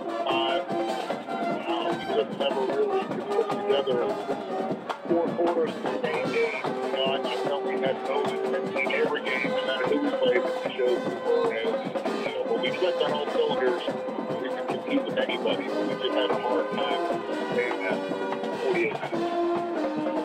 I want to ask you about your career as a whole, but first, while we kind of wrap up Powhatan, just talk about being the coach at Powhatan High School and that community, and I know you've been a part of that community for a long time. Just talk about being a part of that program and being a part of that community and what it's meant to you. Well, it's a fantastic place. When I first came here, the first game, to see how many people were in the stands and how many people in the community love football. Great home crowd, great support. It's a fantastic place. Sometimes it makes me sad thinking I'm voluntarily stepping away from it. I couldn't have asked for anything more. When I left Greenwood, which was a fabulous place as well, I felt Powhatan. It was an exciting time, and I had a lot of family here, and it's where I live and everything. So I was so excited about that. But being in one school community, it's just different than being in a county where there's 10 or 12 high schools. It's a special place to be, and football is important to it. And, it's really hard to put that, replicate that unless you're in a one county. And you got to feel for what that's like. We're talking to Mike Henderson, who has stepped away from being the coach at Powhatan High School. When you look back, Blessed Sacrament Huguenot 1997 to 2011, won 107 games and 5 state titles, and then the run of Douglas Freeman with 53 more wins in your time at Powhatan and a record of 194 and 108. When you look at that head coaching career in 3 schools, 1997 through 2024, how do you feel about what your teams have been able to accomplish? Well, obviously the wins and losses are terrific. It's nice that one game. And that's, I don't want to dump that down because I'm very proud of what we've been able to do. I'm proud of how we've turned Blessed Sacrament into consistent state championship winners and wondered if we could replicate that success at a public school, and I think we did that at Freeman. And then coming over to Powhatan, changing district, going from the Jefferson, and my first year here, we were in the Dominion, so all of a sudden now we're playing, Elsie Bird and Manchester and the likes of those games. And I felt we made the playoffs for 6 years. So I felt like we did have a lot of success. I'm proud of that. But more than that, it's the relationship that you build at all those places. When I stepped away yesterday, I had people, messaging me from Blessed Sacrament saying, how much, what I've done meant to their kids. I had players message me from Freeman, players message me, obviously, from Powhatan. I know we talked to the majority of those guys. So, the relationship is more important than wins and losses. Coach, do you think this is it for you as a head football coach at the high school level, or down the road, do you think something else might come up? Well, Gary, I'm 53. I don't want to rule anything out. But I didn't, step down to look for a better job somewhere else. I want to find a better job than I am here. This is the pinnacle of me of being a head coach, being right here. So I'm not a coach in high school. So I'm not going to roll out and come back down the line into the system somewhere, helping out with JV somewhere. But, I just stepped away for right now because this is what's best for me and for my family. Obviously, 2, 3, 4 years goes by, Matt graduates. Things can change. I'll reevaluate at that point. But I have no plan to jump back into the game anytime soon. As a head football coach on the high school level, how do you want to be remembered? Somebody that did things the right way. Somebody that, cared about players. Somebody that was a good steward of the game of football. I love talking to coaches from other teams, having that relationship when you go to clinics. And just being a guy that, likes the game. Sometimes these guys today, I'm not a social media guy. I'm not into that. I'm more about the relationship with the players and the families and so forth. So that's kind of like how I'd like to be remembered, I think. When I did things the right way and preached good values. And was able to win some games while we did that as well. Well, Coach, congratulations on everything you've accomplished. Best of luck with what comes next. Happy holidays to you and your family, and thank you for all you've done over the years to support what we do here on 910 The Fan with high school football. Gary, it's been a pleasure. I'm going to miss it. It is a little bittersweet. What I've done for 30 years. I've had 30 falls in a row, and I told the team yesterday, between playing and coaching, it's been 45 straight years of doing stuff in the fall. So I don't know how I'll feel come September, but right now, it's the best decision, and thank you for having me on and doing what you guys do to make high school football what it is. I think I can speak for Coach Chris in this case that Mike Henderson's one of our favorites, and we wish him all the best in this next chapter. Halftime activities continue from Randolph-Macon in the Big River Rivalry All-Star Game, our universal high school football game of the week on News Radio WRVA. High school football is as much a part of the fabric of Richmond as ham biscuits and tacky lights. Another fixture of the community is Universal Plumbing and Heating, which has been serving Richmond homeowners for more than 40 years. Locally owned and operated, Universal Plumbing and Heating is proud to sponsor high school football on the Fan. Make the winning call. Let Universal's well-trained winning team take care of your home's heating, cooling, and plumbing needs. Visit online at universalhvac.com. Prescriptions require an online consultation with a healthcare provider who will determine if appropriate restrictions apply. See website for details and important safety information. Subscription required. Price varies based on product and subscription plan. Hi, I'm Dr. Peter Stahl, board-certified urologist and senior vice president of men's sexual health at HIMSS. In my 12 years of practice as a reproductive urologist, I've helped many guys with ED, and it has never been more convenient to treat than it is right now, thanks to HIMSS. It really wasn't easy before. You had to take time out of your day, come to a physical office, and see a specialist like me in person. Now, through HIMSS.com, you can get world-class sexual health care and a full range of treatment options for ED through a 100% online process. It starts with a free assessment from a medical provider licensed in your state who can determine if ED treatment is right for you. If prescribed, your medication is shipped to you for free. So don't wait. Join the hundreds of thousands of guys who've gotten help for their ED through HIMSS. To start your free online visit and find ED treatment at up to 95% off brand name prices, go to hims.com/joy. That's hims.com/joy for your free online visit. Are you looking for the perfect holiday gift from Richmond's best jewelry store? If so, Luster has you covered. We're Robin and Daniel, and the Luster Holiday Sale is going on now. Save up to 50% off store-wide now through Christmas. Stop by and check out some of the world's best designer jewelry exclusively at Luster. Save big on designers, diamonds, fashion, estate, gold, and more. Shop now and save. Luster is in the Ridge Shopping Center and online at haveluster.com. Hey, it's Jeff Katz. He served many years in the U.S. Senate. He knows a thing or two about confirmations. Former U.S. Senator Rick Santorum joins us next week. It's Radio W. The high school football game of the week continues on News Radio WRVA. Oh, you've waited for is now in sight. And beyond that door, you're longing to life. Are you ready? 6-0 at the half, and the stats, South leads it in total yards carry, 114 to 109. The leading guy, Jason Wright, 3 of 3, 69 yards and a touchdown. He's also the leading rusher, 4 carries, 17 yards. Got almost all of that in that first drive of the game. On the north, the leading, there's 8 different carriers. Ja'Kai Tabyus, 1 carry, 24 yards, is the leading guy. Butter Stevenson, 2 carries, 8 yards, but 2 catches, 33 yards. Quick comment on what you see. Got to find a hot hand and got to find a way to get the ball and be effective driving the short field, because so far the best drives have started way back in their own territory. We'll be back in a moment with second half action on News Radio WRVA.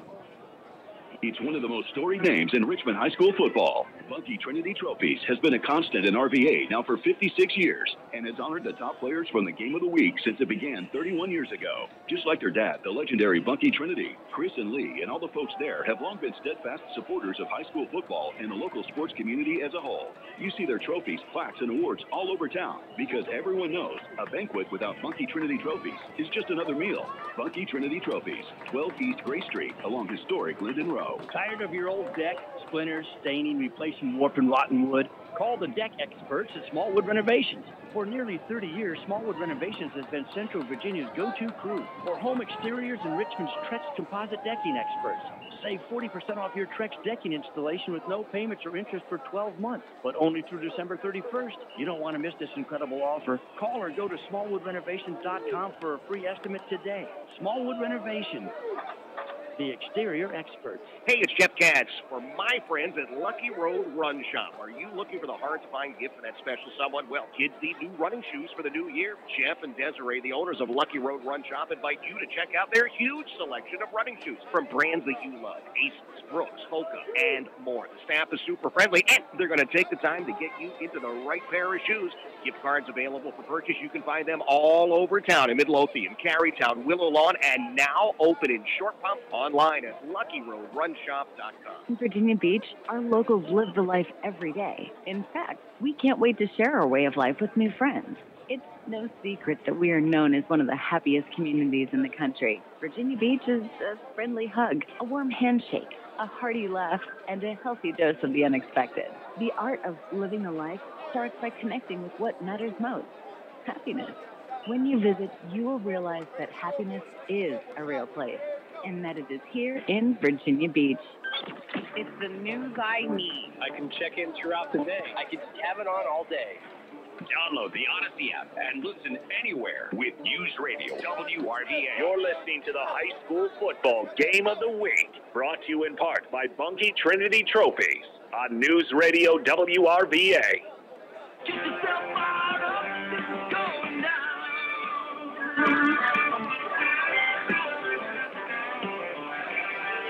Okay, 6-0 is the score. South wins it.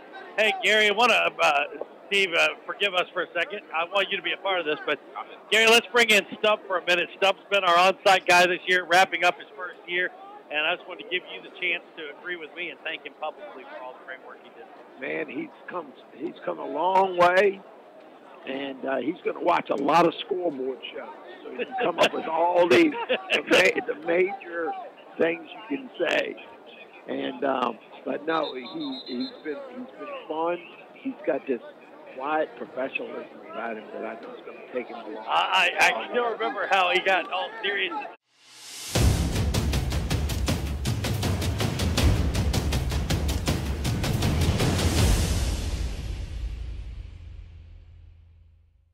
I like being placed when no one else is allowed to be. One of my favorite things. Good.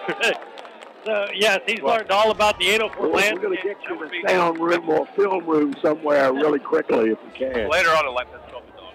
That's right. Now, the only thing that the 804 landscape, Penn State, you said, is up 14-0? Yep, 2 pick sixes. 2 pick sixes.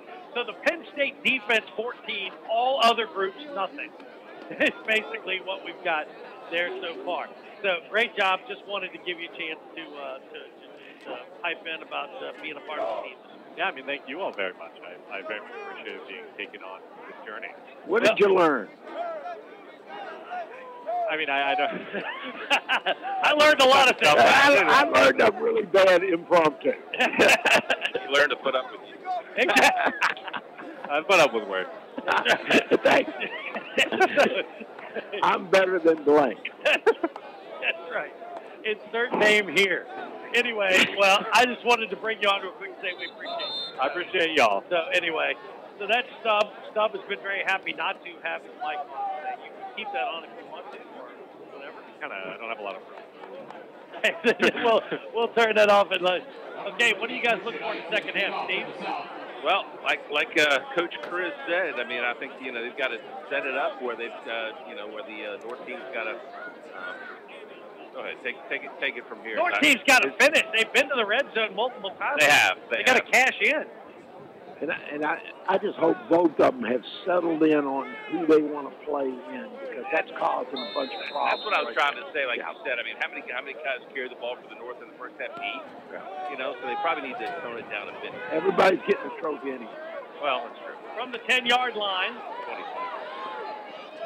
To the 20, to the 15, to about the 18. By the way, they don't get trophies anymore. They get to keep their jersey, which is kind of like Stevenson on the That is a, are you kidding me? The coolest trophy in the world. It is. I'd much rather have the jersey. Hang that bad boy up. Exactly. So, like, you got to play in the All-Star game. I love the fact that we were able to work it out to where these guys get to keep the jerseys. Their names are on them. That's versus keeping jerseys with somebody else's name on.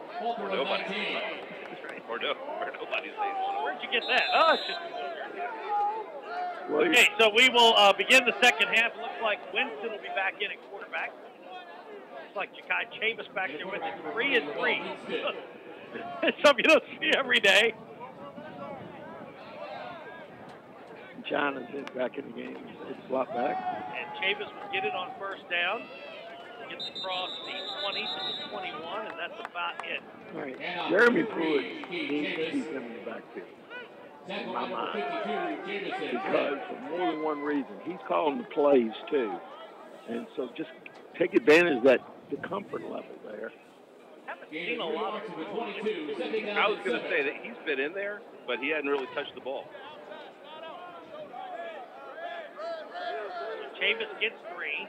Erlante, as I should call him. He is Erlante, but I know they call him Earl, so we'll go with the shorthand. Butter, it looks like Butter in the game. Yes, it is. Downfield, Winston, and tipped away. Nice play made that time by the South. I think that's Brady Slade from Dinwiddie. It is. They went down the field. They went down the field that time with the throw, even though they've been he's delivered that ball very nicely to Butter for positive gain. I give South credit for the way they were able to cover up on that. Yeah. Dude's just he's on a different page. 3rd and 7. Possession play here for the North. Winston will scramble. Makes one guy miss, but the second guy says no way. And that was 52. Jamison Britt from Powhatan. Second tackle this series. He was in on the first tackle too. Britt has been a good player for a couple of years for Coach Mike Henderson. It's good to hear that visit with him. And Gary, I know you heard the interview previously. Listen, Mike Henderson's just the real deal. Man of his word, as we said before in pregame. And the other thing he did, he came to the school where he got his first job out of the University of Richmond at Freeman as an assistant. He came to the school as the head football coach, and he said, "I'm never going to leave unless the job comes open at Powhatan. I get a chance to coach." So, be at home. Yep. And so the other thing I'll say, and here comes the delay of game. That'll be a 5-yard walk-off. You know, been a couple of delays and some 5-yard penalties, but it hasn't been a litter penalty in this game. By the way, good seeing Bob Sipp up here in the press box at half. Either you got litter or you don't have litter. That's right. Okay. There's the punt, and it's a swirly sideways punt. Good bounce. Takes a great bounce, and it'll be fielded at the 35-yard line. And that's going to be Michael Dabney Jr., and he probably saved him about 10 yards. Oh, yeah. By the way, I've seen Dabney play, and that would be get away. Okay, Mike. By the way, his brother is really good. Yeah, really good. And like I said, we'll see him here next year. He's a junior, and he's already got pretty healthy.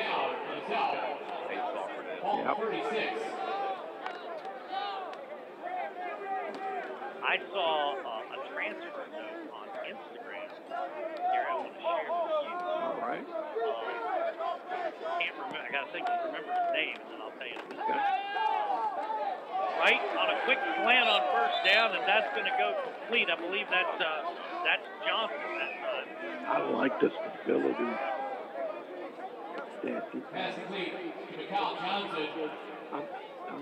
I'm looking at the Jason Wright brain. the side guy, and he's not necessarily. I was looking for the guy he's been paired with. He's paired with a couple other times. I like the ability he brings to this offense. Where they started the game. Yep. Wright is definitely the leader in the clubhouse for that South MVP. Yeah.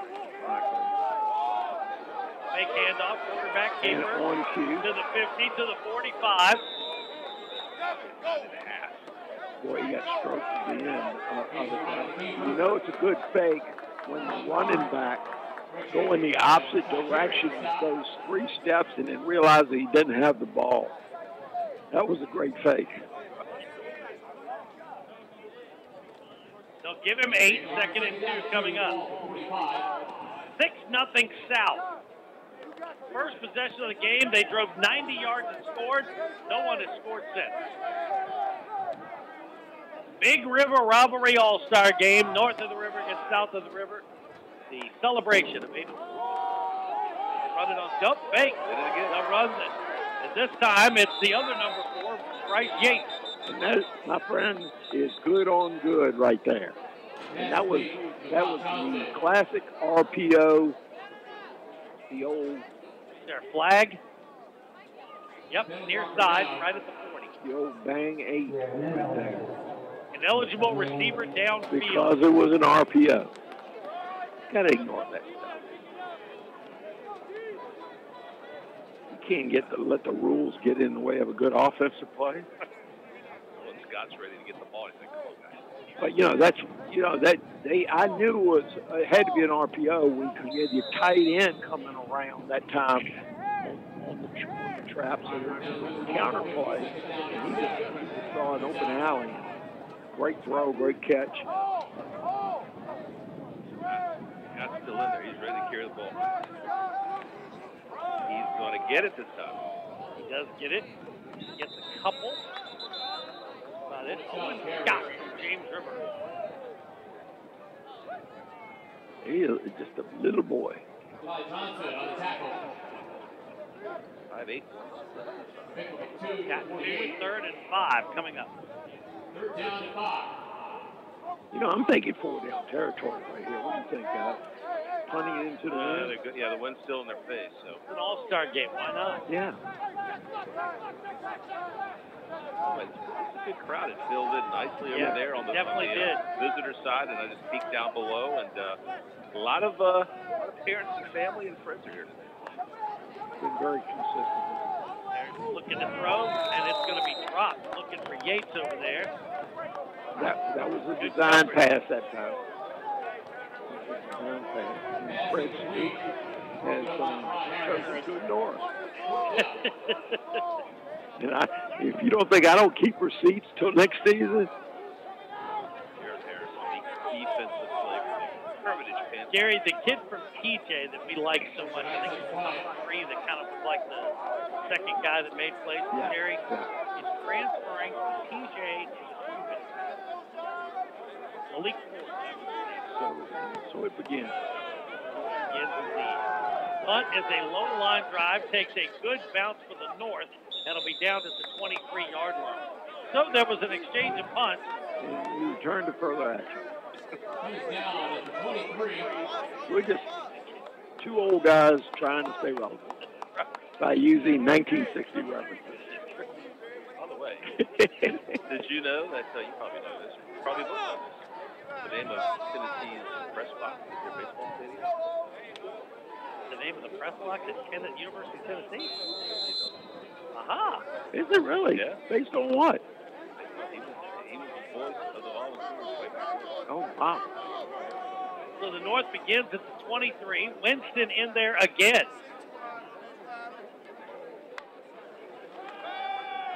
The pass, it does, and it's going to be nearly intercepted. In fact, the intended receiver for the North, Malik Johnson, kept it from being an interception. Yeah. Who was that? 21 for the South. Yeah, Deshaun Moore. You can.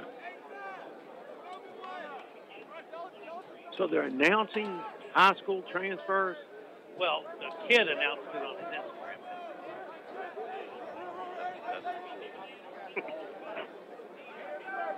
That's the high school floor. Yeah, it's the toilet. That's what it is. Setting up the screen. Jailbreak. And there is plenty of room. I believe that was Utsey on the play. And it goes to Tabyus. And a good flag on that play. Yeah, it really was. And I don't like, I think jailbreak is hard enough to run when you have your team all season. But it worked. Just crazy enough to work.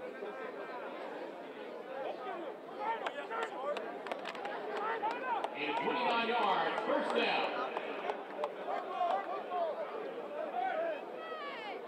Well, I think you can get some time here. Yeah, he threw that last pass. Handoff, looks like Butter Stevenson. Gets a couple. Stevenson. Now, we'll tell you, number 17, I bet, he's not really polished as a quarterback. But number 17 is a world of athletic talent, and I would try to do anything I could to get him full speed headed down the field. Hard to do at quarterback, but it can be done. Let's see, back to throw. Looking deep down the far near sideline. And it's going to be knocked away and incomplete. Knocked away by the receiver, keeping it from being an interception. Pass was intended for Brandon Anderson, collegiate. That was a real whacker going down the field, too, Gary. The old duck with a tail wing. Yep. By the way, Gary, when I said the leading rusher for the North in the first half was Kai Chavis with 1 carry for 24 yards, that was actually Lavelle Winston, number 3, who had the quarterback scramble. Oh, okay. That's right. So Chavis now has 2 carries for 6 yards. Let's see, back to throw. And this one is going to be intercepted by Yates. Yates starting at the 33-yard line to the 50 to the 40. Almost unfair that they would throw it to probably the highest level player in the roster, Steve, wouldn't you think? Yeah. I mean, he didn't even have to make a great play on it. What I'm saying is, Utsey hit the open receiver. What I'm saying is, the guy that brought the Chick-fil-A over here could have done that with the situation. Yeah. I didn't get a look at the guys from Chick-fil-A. Actually, Harry Smith picked up the Figure that out. Forget that. And Rusty Curl did all the distribution. I'm thinking they're both wandering around behind the stands. So the South begins at the North 40 after the interception by Yates. Everybody needs the North 40. I thought the same thing was that. Right? Scrambling. Look, now he'll throw it deep, and it's going to be caught to the 5 and in for the touchdown of the touchdown, Bryce Yates. Yates I was going to say, man, he's putting on a dancing show today. A little spank-a-lot going on right there. I'll tell you what, it's exciting to see the excitement from the South sideline there, too. So the South now has a 2-score lead. Will attempt the extra point with Jonathan Gates.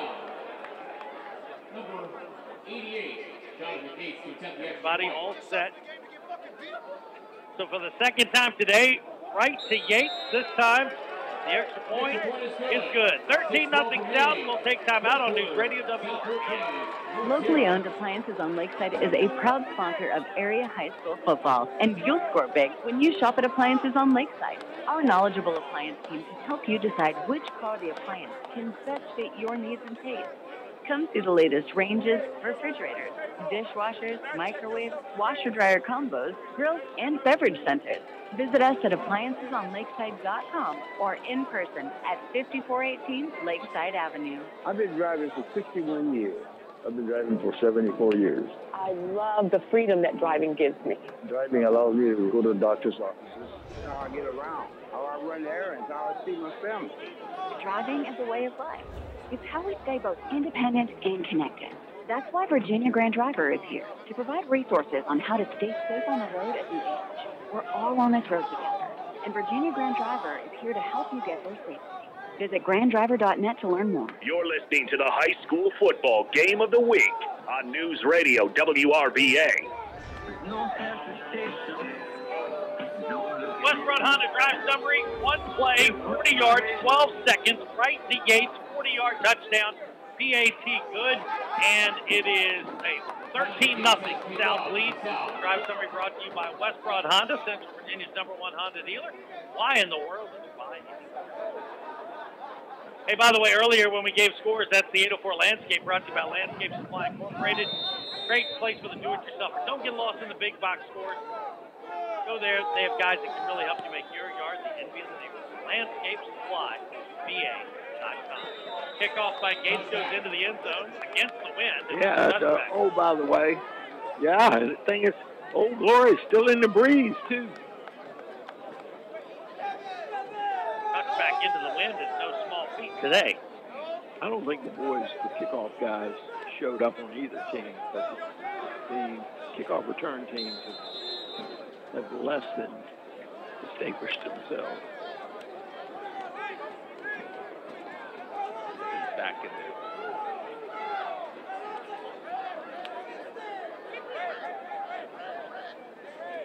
Let's see what we can do.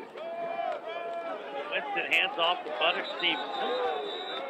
A couple of yards, and that's about it. Good pursuit by that front seven of the South defense. There was a little crease in there in the beginning, and they closed that off. Gain of a yard, 2nd and 9.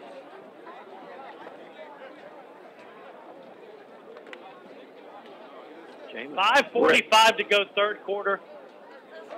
Called Jameson Britt's number multiple times here in the second half. Tackling machine from Solid Man. Winston takes the snap, back to throw. Throw, pass goes complete. Britt had the tackle in the hook zone that time, too. Pass complete to Brandon Anderson. Number 7. Brandon Anderson completes. That should be his second catch of the day. He's also 7. That goes for 5, and a 3rd and 4 coming up. North needs to get a couple of first downs. Try to get the North second. Do get it off, and it's going to be incomplete. Tip just the line, pass was intended for Anderson again, and a quick 3 and out for the North. Yeah, I would tell you the secondaries are now starting to tighten down a little bit. Understanding that that 4-man pass rush is working well enough anyway. And they're cued in on the short ball.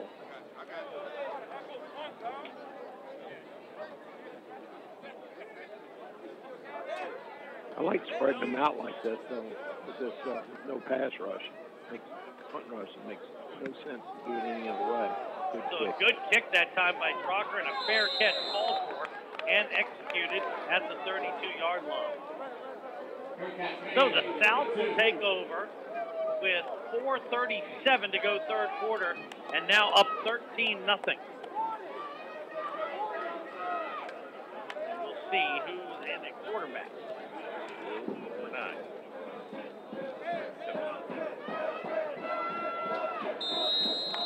Looks like Nine is in there. Linwood. Corey Holland's in there. Nope, now he comes on the field. Linwood Johnson is the quarterback.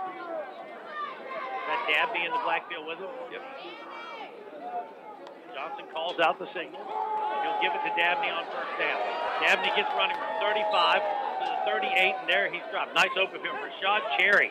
Nice job. It's city on city right there. It is. You cannot teach game they had to take off the schedule a few years ago, and that's a shame because that would have been great stuff. James Bland got his pushing contest with the player. And he just put his hands in front of him and just clapped and said, next year I'm coming back with a tank.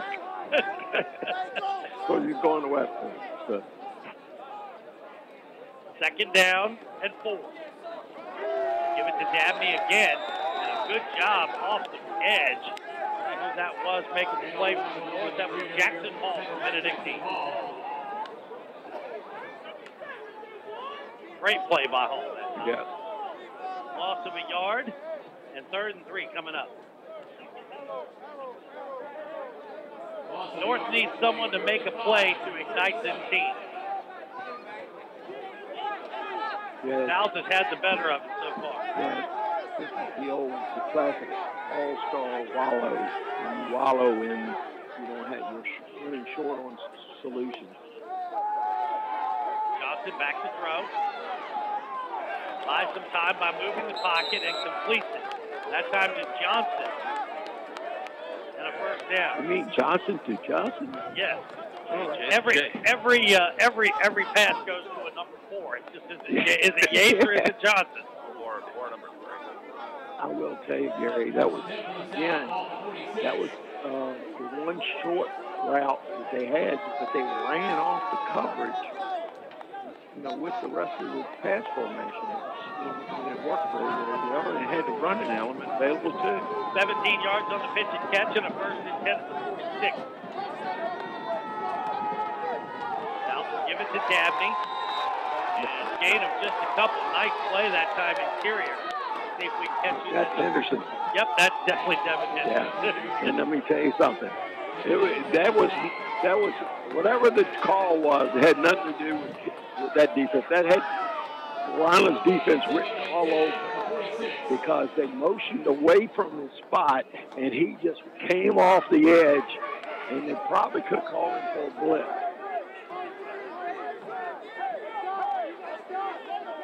Clock rolls toward 2 minutes to go, third quarter. 13-0 South. Second and 10 at the 46. Johnson takes the snap in the pocket and throws as he's hit. They're going to call that an incomplete pass. And the Hopkins kid from Home Springs was the knockdown. Yep. Hopkins and got a little help from Patrick. Hopkins was the first guy, you're right. And that was not bad protection. It just was really secondary pass. So a 3rd and 10 play coming up. Big play from the North defense here. 2:02 to go, third quarter. They'll go empty. They'll throw a screen, and it's going to be hit and stopped. I guess Henderson. You wonder what, and by the way, people ask me about, what happened to Verona, I said, you know how great Verona's secondary is? And everybody goes, yeah. Tabyus is that great. They shut down so much stuff after that, just like Verona's done all the year to their opponent. Loss of 4 on the pitch and catch to Corey Holland. And there's the punt, and it's going to be down at the 20. So there have been 6 possessions now in the third quarter. There have been 4 punts, an interception, and a touchdown. Which works right into my business plan to raise money for this event next year. Let's auction off the ability not to be chosen as the guy that is the guest punter. And then roll that poor Sep out there. It'd be great. After that, everybody would pay to be exempt. I'm sorry. You either give me a couple of dollars or you're going to be the punter. Flag comes in on the snap. Let's see. Yeah.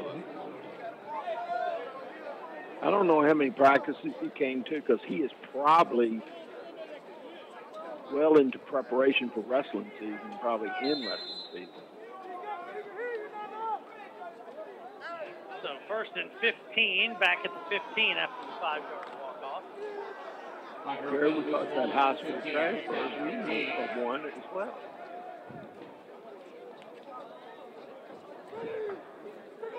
Do you remember? Hold on. Back to throw. Unseen. He is going to be sacked back at about the 5-yard line. Who are you referring to? Well, first was Victor off a lobby, right? From Atoka, yeah. Yeah, he makes a play. But Cuccinelli transferred. Right. To Glen Allen. Already started. They already got a look at him. And not that that was legal or illegal, but the Cuccinellis do live in the Glen Allen zone. Yes, they do. Backup quarterback, son, his brother's in his freshman year at Wake Forest. Second down and 22 back at the 8-yard line after the 7-yard loss on the sack. Let's see, stands in his end zone. He'll get rid of it, looking long, and it's going to be nearly intercepted and incomplete. Play was nearly made that time by Tyshawn Moore from Huguenot. Tyshawn Moore, by the way, was our player of the game, Gary, in that in the Mike Wagstaff. And we'll finish that at the end of the quarter. We'll take time out on News Radio WRVA. High school football game of the week is made possible by West Broad Honda. 2024 models in stock now or reserve and get exactly what you want. West Broad Honda, Central Virginia's #1 Honda dealer. On the web at westbroadhonda.com. Walk by anywhere else. Bunky Trinity Trophies is a fixture in Richmond. And I promise I will tell you. Okay. I promise I will tell you. Okay. First minute I'll tell you too, Steve. No, I'll tell all of you. I'm not going to say it on the air. Okay, there we go. From the 43, a 3rd and 3 coming up, and this time they'll run it and nothing doing. What a great play that time for the North by number 20, Trenton Stalling. Carried the ball on that. That was Tyson. 4th and 4 at the 44, and up by 2 scores. They'll play field position, send in the punt team. Oh, yeah. I want to see Cherry get the punt.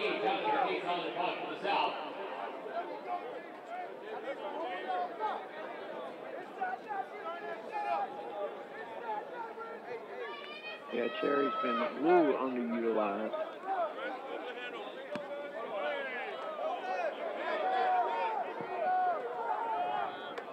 Good win under the circumstances. Yep, no return, down to the 10. 90 yards to the north. They're not making it easy. And a flag comes in.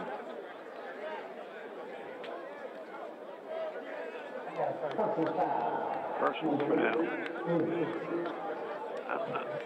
What possible heinous crime was committed at the end of that play where everybody was jogging down the field?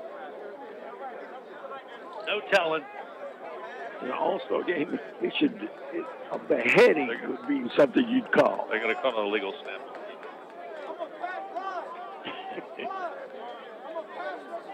Making up stuff today. They're making it. Oh, yeah, and let me give the rest of the crew here. 7-all Fells is the line judge. The back judge is Claude Hines Sr. The field judge is Charles Hawkins. Bobby Schiff, who we visited with at halftime because he was cold, is the side judge. And the sky guy, who is making sure that all the special rules are adhered to, is Kevin Dolliver. I've never heard of a sky judge. I love it. I love it. In fact, we could volunteer to be the sky judge at games that we do. That's right. Can we just radio down? I mean, because they're a Can we call official. penalties on the? Can the sky judge call a flag on the officials on the field for delay of game? That's right. Illegal assembly. That's right. So they make a call. Just make a call saying erroneous. And we have a delay here for a chain problem, which is unfortunate because they've got young future referees in charge of. I mean, and they're both heading north to go to college. Go look fine on the banks of the Lake Erie up there near Buffalo.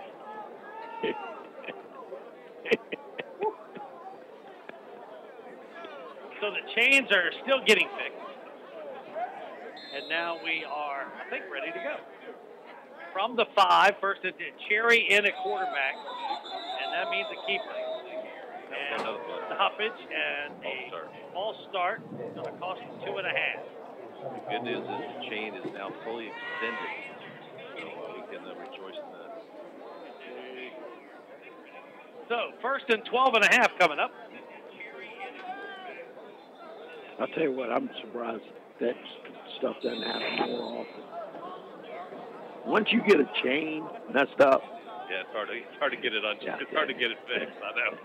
Yeah, it ain't your bicycle chain. I can tell you that. I used to play that game at Blacksburg during spring practice. Cherry again on the keeper. He's picked up like a rag doll. Thrown down there by 52. Yeah, I was just going to say that was 52. That's Jamison Britt again. Yeah, he's got a good. Another candidate emerged. I was going to say he might be making a play for that hardware. And I think we figured out why Cherry hadn't seen a lot of snaps at quarterback here. He's taking enough hits, and he's giving them a bunch of hits. Hey Gary, check out Yates again. He's showing you what to do when you go to Christmas party for your dance. He's just said, I'm not here for a long time. I'm here for a good time. Well on his way. Screen pass. Couple of good moves to the 20, to the 25, and down the sideline goes Ja'Kai Chavis. And that's just he that is kid. going to go for a touchdown. Gary called it a screen. There was no screen there. It was throw the ball out there to the guy. I didn't even see who was in at quarterback. Oh, it's Cherry again. No, it was not Cherry. It was? Oh, wouldn't it? Well, it changes the complexion of the whole game, doesn't it? 92-yard touchdown, that I know. And be watching the Twitter feed for the replay. Ball dropped around the extra point.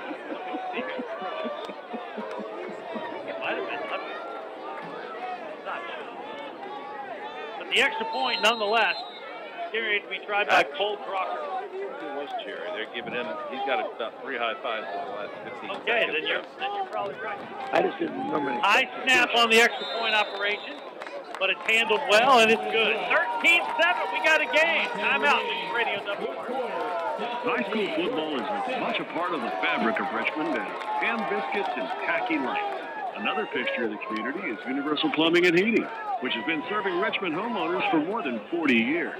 Locally owned and operated, Universal Plumbing and Heating is proud to sponsor high school football on the Fan. Make the winning call.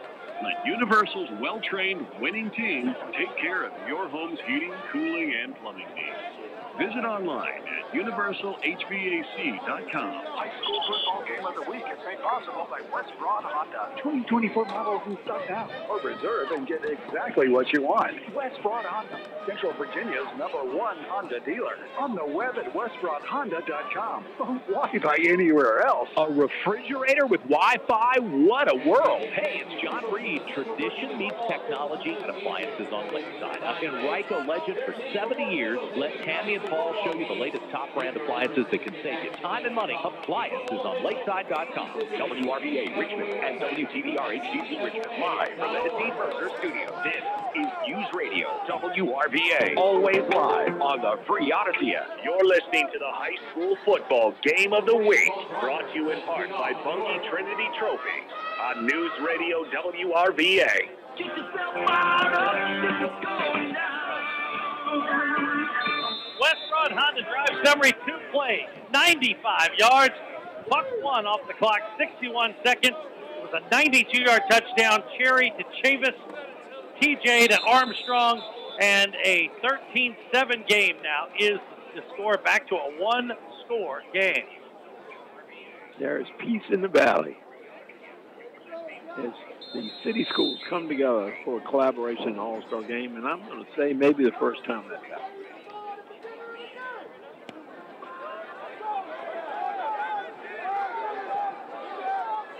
With the kickoff is taken at the 13-yard line and is returned nowhere.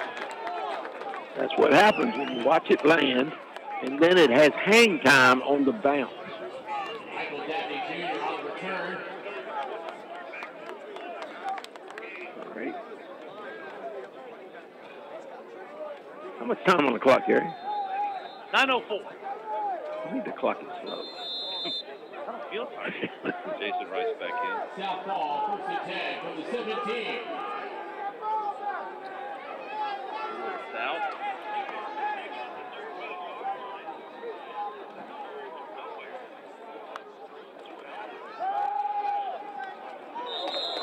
That was Nolan Chris on the touchdown pass, guys.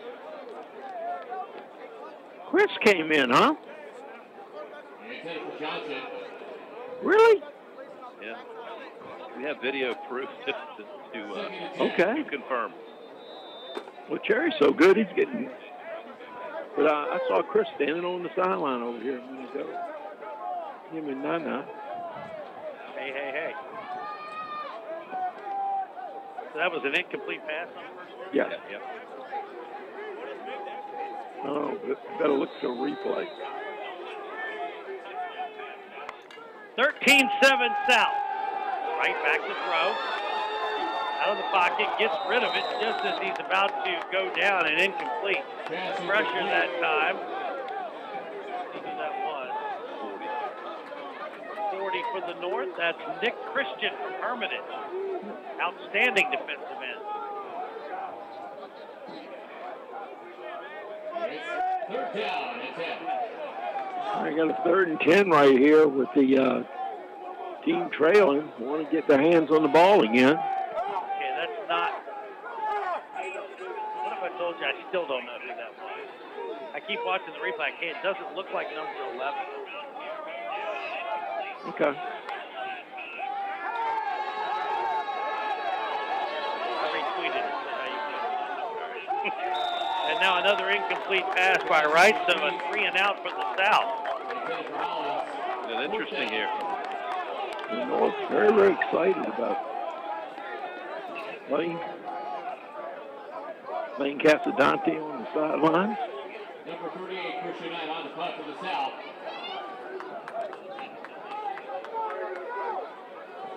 Number 1, Rashad Terry, back to return. Looks like a single-digit number. It looks. White helmet. It's definitely a white helmet. It is definitely a white helmet. So a line drive kick, and it's a good one on the stat sheet. Yeah, that's it. That's it. Down at 33. It helps his stat line a little bit. 92 yards pass. Threw a ball 2 yards and gets 92 yards pass. They got a chance to.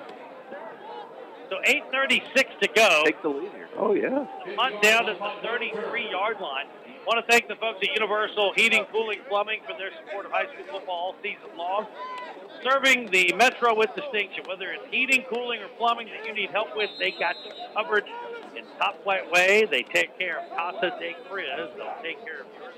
Yep, and Kristen's back in the lineup. That's your answer to your question. Speaking of 11, they're going with the hot hand. Yeah, they put Cherry in there for, a little run effect. They got Stevenson back there as well. Chris will throw a wide receiver screen to the far side. That was an interesting little play. The okie doke screen. Yep. I think that's Malik Johnson over there on the catch. Yeah, it is. Excellent. Good-looking play. Yeah, I'd like to see that play. I'm not really sure we saw that in the regular season or postseason. No, I don't think we did either. They faked the screen, and the quarterback, it wasn't a spinner or anything like you see in the single wing or anything. It was basically like a pass version of a play action thing. Exactly. Play action screen to the left and then screen to the right. And just a two-man screen to the right, hoping the secondary will rotate. Gain of 3, 2nd and 7. Chris now will scramble. He gets rid of it on the wheel to Bunner, to the 45, to the 50. He faked like he was going to run, threw the defense, and then dumped it off the Bunner. Nice play by Chris that time. Yeah, let me tell you something. Nolan Chris has gone to school Think about his head coach. Right. I think every little nuance of the quarterbacking thing has not been shared with Chris. Coach Rogers, I bet he's coached him up. Chris is actually limping a little bit, too. 17 yards on the dump off to Butter Stevenson, and the North has a little spring in their step, guys. Yeah. 13-7 South, but the North has the mo. Handoff, there's Earl Winston on the carry. Erlante Winston gets a couple of yards. They'll spot it at the 44, 2nd and 7. Erlante's got to is one of the great all-time high protectors. Kudos to his family. That's right. Cherry's in there now as well. That's right. Big Josine coming in. That's timeout. Timeout taken. We'll take one as well on News Radio WRVA. Hey, this is Robbie Robinson, and I'm the voice of the VCU Rams. And I share something in common with West Broad Honda. We're both huge high school sports fans. Now, when I say that West Broad Honda proudly supports high school sports, this is what I mean. They believe in each and every one of the student athletes playing tonight. From Deep Run to TJ and everywhere in between, West Broad Honda salutes the players under Friday Night Lights. So when you're in the market for a new Honda, whether it's a Pilot, a Ford, or their brand new EV, the Prologue, go by and see our friends and high school football fans at West Broad Honda on the corner of Broad and Glenside. High school football is as much a part of the fabric of Richmond as ham biscuits and tacky lights. Another fixture of the community is Universal Plumbing and Heating, which has been serving Richmond homeowners for more than 40 years. Locally owned and operated, Universal Plumbing and Heating is proud to sponsor high school football on the Fan. Make the winning call. Let Universal's well-trained winning team take care of your home's heating, cooling, and plumbing needs. Visit online at universalhvac.com. You're listening to the high school football game of the week on News Radio WRVA. So it really wasn't a timeout, so we missed the play. Rashad Cherry ran for 3 yards. Then they called a timeout, so we're in the midst of a timeout. And that's the good time. That's the good news. That's right. You didn't miss a thing. So the North calls a timeout now before this 3rd and 4 play. And here's a reset for you. 7:16 to go in the ball game. South leads at 13-7. The North got a spark with that 92-yard dump pass by Nolan Chris to Ja'Kai Tabyus. And now, after the timeout, the North has this 3rd down play in what would have to be 4 down territory. Chris throws an underneath pass, and he was looking for Tabyus, and it's incomplete. Yep. He just waited, but he just had to get rid of it a little bit quicker. And Tabyus, you know, you could probably fit how many times he's caught a quick out in his offense at Armstrong. You probably count those on one hand. Yeah, that's the right thing to do.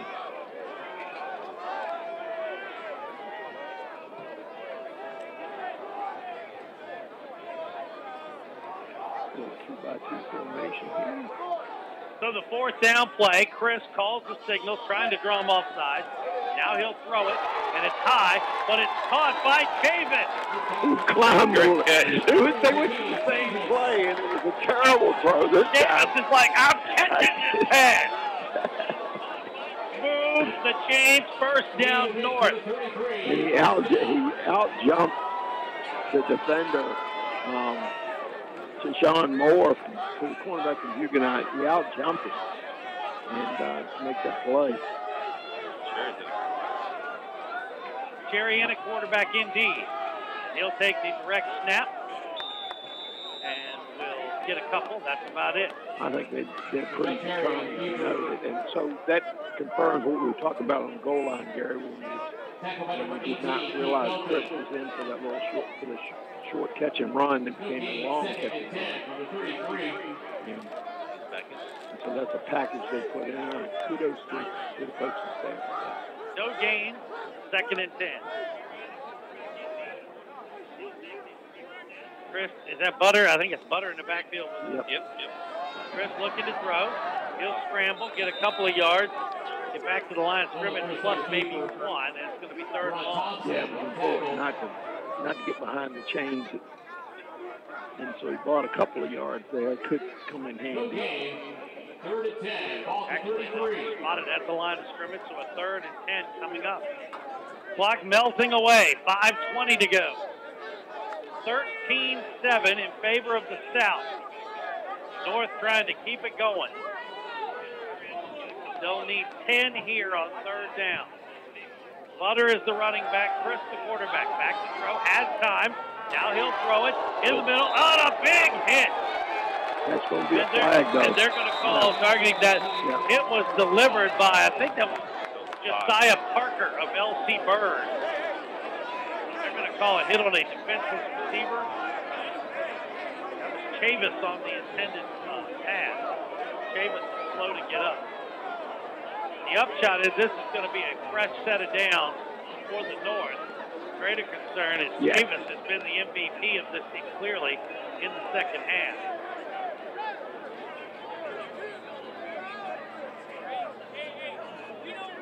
My guess is he's going to be fine. Okay, we will go to a timeout. While they attend to Ja'Kai Tabyus, you are listening to the Universal. No, we'll keep it here. Tabyus is up. Listen to Dr. Chris. Tabyus is up, jogging, tail of white style. You've been over to Keith Armstrong with us. Yes. They go overhanded. That's right. Cool lanes. Him going across the middle. I'm pretty sure that. That's why I call it Caleb White style. I'm down, I'm up, I'm running to the sideline. Put me back in.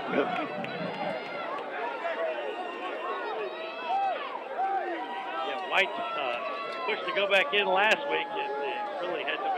By the way, I checked in with Coach Lewis. Gary White suffered a high ankle sprain.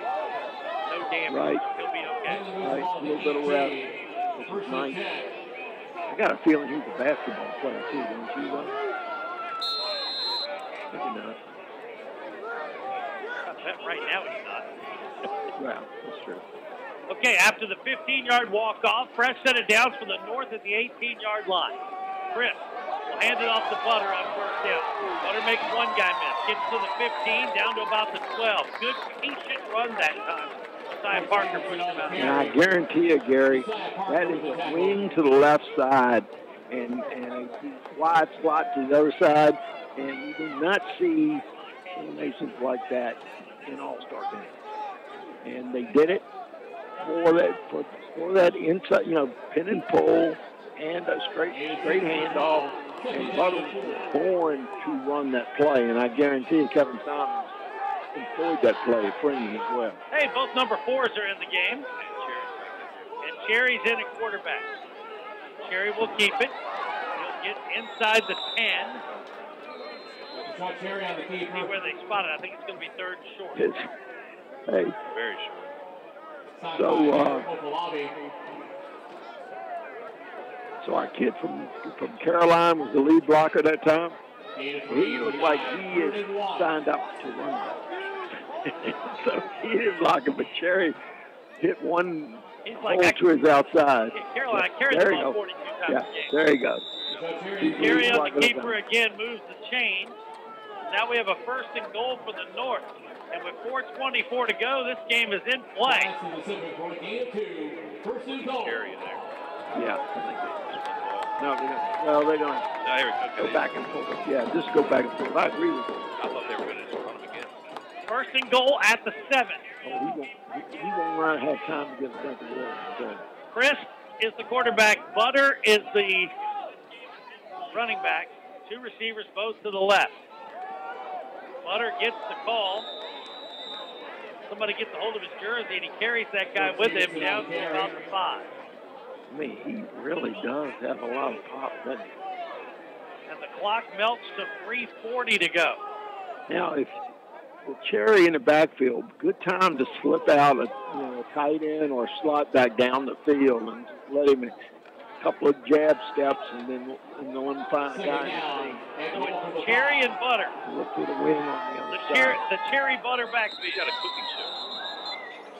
And a timeout taken by the defense. We will take one as well on News Radio WRVA. He's one of the most storied names in Richmond high school football. Bunky Trinity Trophies has been a constant in RVA now for 56 years and has honored the top players from the game of the week since it began 31 years ago. Just like their dad, the legendary Bunky Trinity, Chris and Lee, and all the folks there have long been steadfast supporters of high school football and the local sports community as a whole. You see their trophies, plaques, and awards all over town because everyone knows a banquet without Bunky Trinity Trophies is just another meal. Bunky Trinity Trophies, 12 East Gray Street along historic Linden Road. Locally owned Appliances on Lakeside is a proud sponsor of area high school football, and you'll score big when you shop at Appliances on Lakeside. Our knowledgeable appliance team can help you decide which quality appliance can best fit your needs and taste. Come see the latest ranges, refrigerators, dishwashers, microwaves, washer-dryer combos, grills, and beverage contents. Visit us at appliancesonlakeside.com or in person at 5418 Lakeside Avenue. The high school football game of the week continues on News Radio WRVA. No hesitation. No looking in. Tommy Owens heading up game operations and giving us time to get our commercials in. It's a novel approach. Yes, it is. Okay, so we've got Chris Minton telling us it's going down, and it is a 2nd and goal at the 5. Reach way to get Cherry on the keeper. Not much. Not much. Somebody needs to let Jeremy Pruitt that he doesn't have the second coming of, I'll pick any big running back right now, but yeah, Eddie George.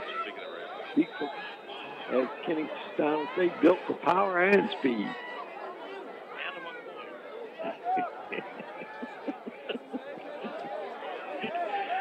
As Gary uses a joke that only he and I understand. We'll fill Steve in later, but he'll forget because he's not that big a deal. Oh, well, you got to remember the guy he was talking about ended up in Blacksburg. Yes, he did. And he was a man among boys. Jerry. Oh, that's what I was looking for. That's what I was looking for. And it's a touch. Is that Chavis? Yeah. Cherry, that is Cherry to Chavis. That is I wonder where they lined him up. They stuck him out. I mean, he might have been on the wing. When the defense called timeout, they had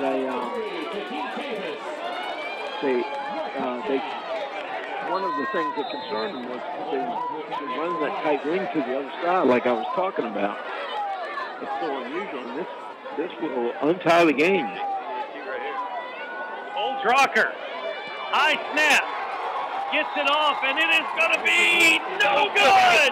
We have a 13 all time. What does that mean?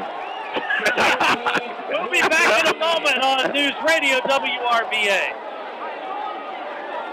I love not loving everything. You might be. You know what I love? Rides that kind of you see above you all the time. Call for a ride when it's time to go home. Bus driving is drunk driving. Message from Nissa and the account. Feel like everything's crowded by in town? Visit CaliforniaPsychics.com. Our psychics are available to talk 24/7. We guarantee it's not life-changing, it's free. Experience the joy of certainty. California Psychics. You know, as they say, one person's personal information is another person's treasure. Exactly. That's why I use NordVPN every time I surf the web. Features like Threat Protection Pro's safeguard devices from phishing websites and disable intrusive ads and trackers. Just check NordVPN.com, grab the deal, and see for yourself. NordVPN. Cybersecurity built for every day. You're listening to the high school football game of the week, brought to you in part by Bunky Trinity Trophies on News Radio WRVA.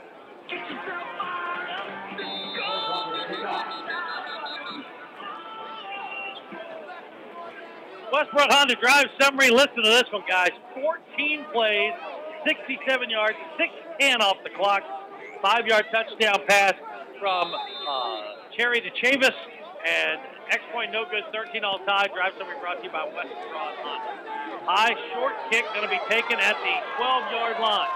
Return to the 20, to the 22, and that's about it. He didn't turkey joke. Yeah. I was going to say not in this game. But look how fired up the kids got. That's Isaiah Brown, CJ linebacker. Yeah. Mm-hmm.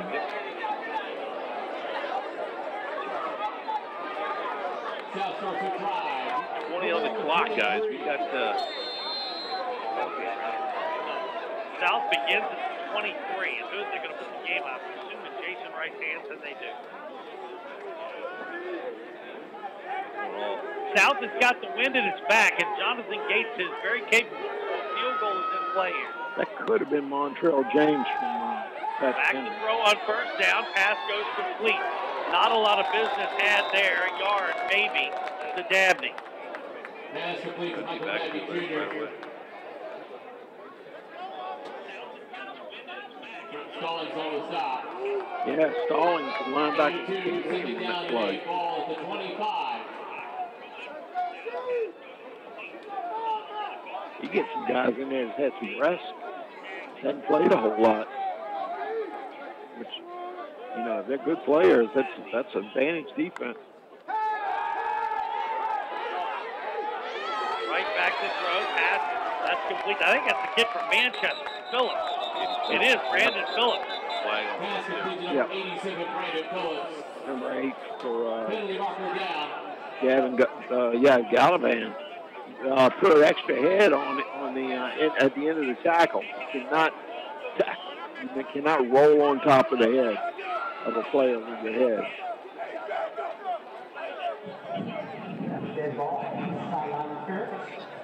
Sideline warning is the call. Oh, really? And then the guy who calls it turns around and going, yeah, that's right, I called it. Well, no, they ain't getting a 15-yard sideline. Yeah.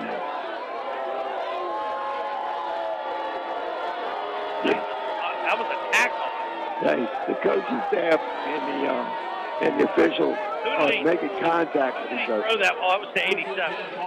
Yeah, threw that 87. It was a great catch, too. They did a great job of swiveling the hips around and bringing that in.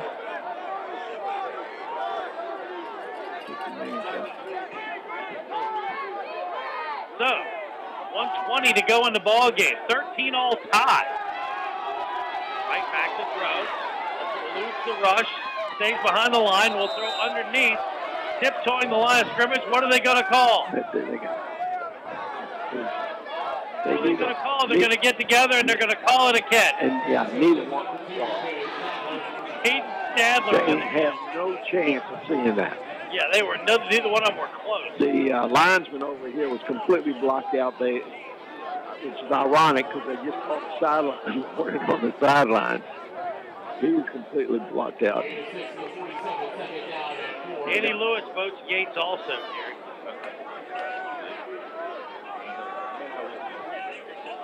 He goes it right, guides him to another TD, and it's right. Look, we can wait till there's a game. Pass incomplete that time. You guys agree on Chavis?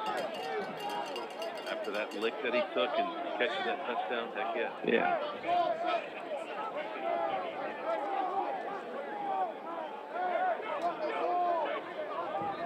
Well, I'll tell you, Danny, I invented Tom Garrett and I invented Danny Lewis. So.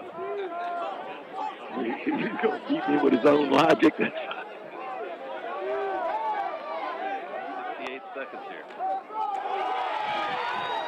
Handoff on second down. Fights out inside the 45, and that is going to be Dabney. Third and 4, excuse me. It's going to be just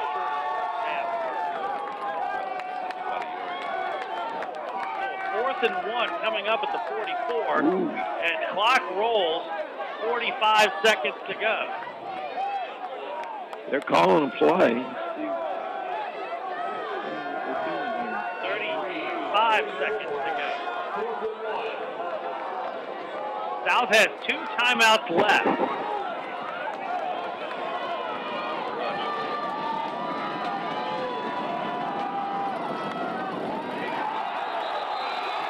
Looks like the South jumped the left tackle.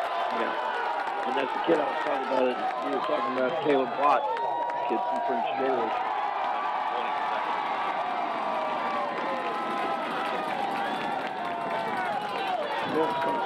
Something like that happen.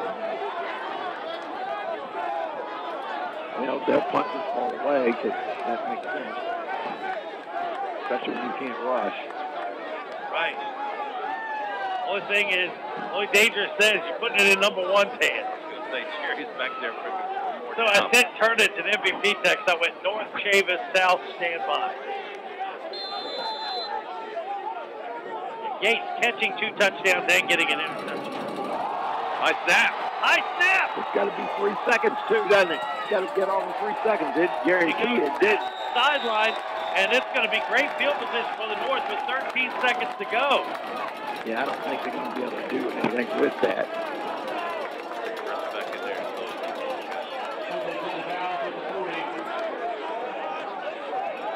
That's the best option. I would think probably us. Yeah. Spotted at the 40. Well, I mean, he's the hot hand. He's the one who sparked the him and Jerry, yeah. He's one of the pass that we could throw, still. And now Douglas in the game, and Steve coming in there, receiver. They need about 25 yards to make it 50 yards. Wind is howling. Yeah. In their face. In the wrong direction for the North.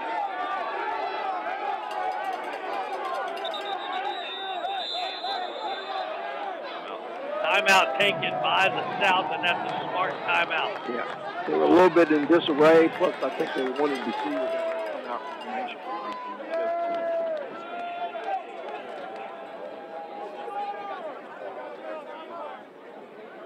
All right.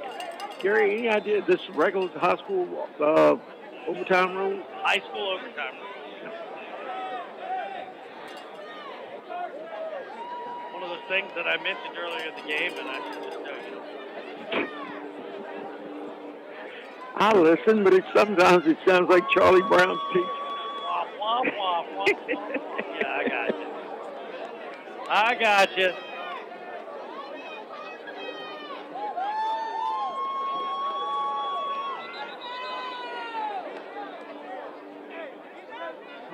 All right.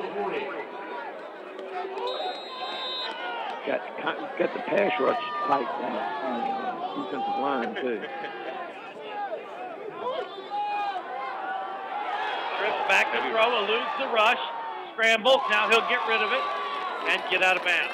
Good awareness by the receiver over there on that side, too. We got there, Steve. No, who caught the I'm sorry. 5. Yep, 5. He got 6 yards.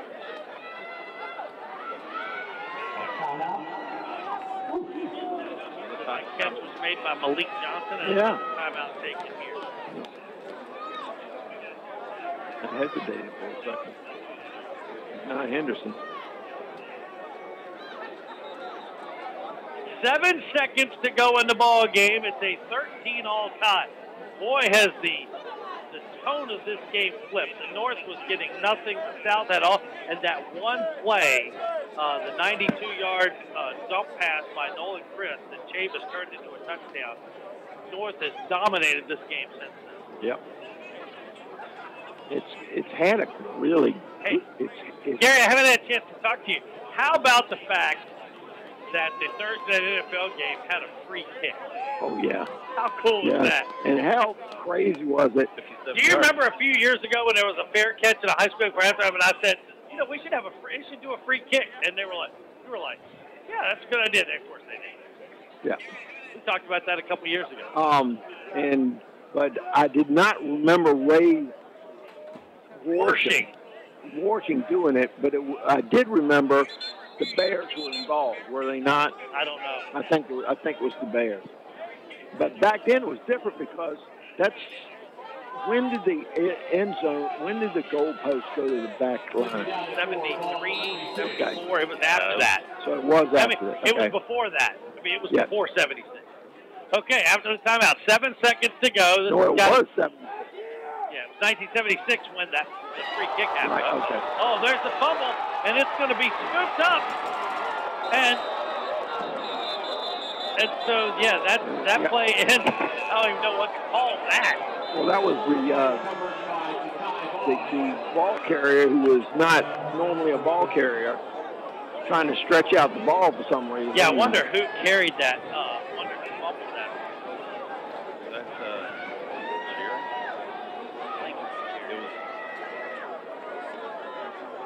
Anyway, we've got overtime. That's the end of regulation. Your score is The officials are looking around. High school overtime rules.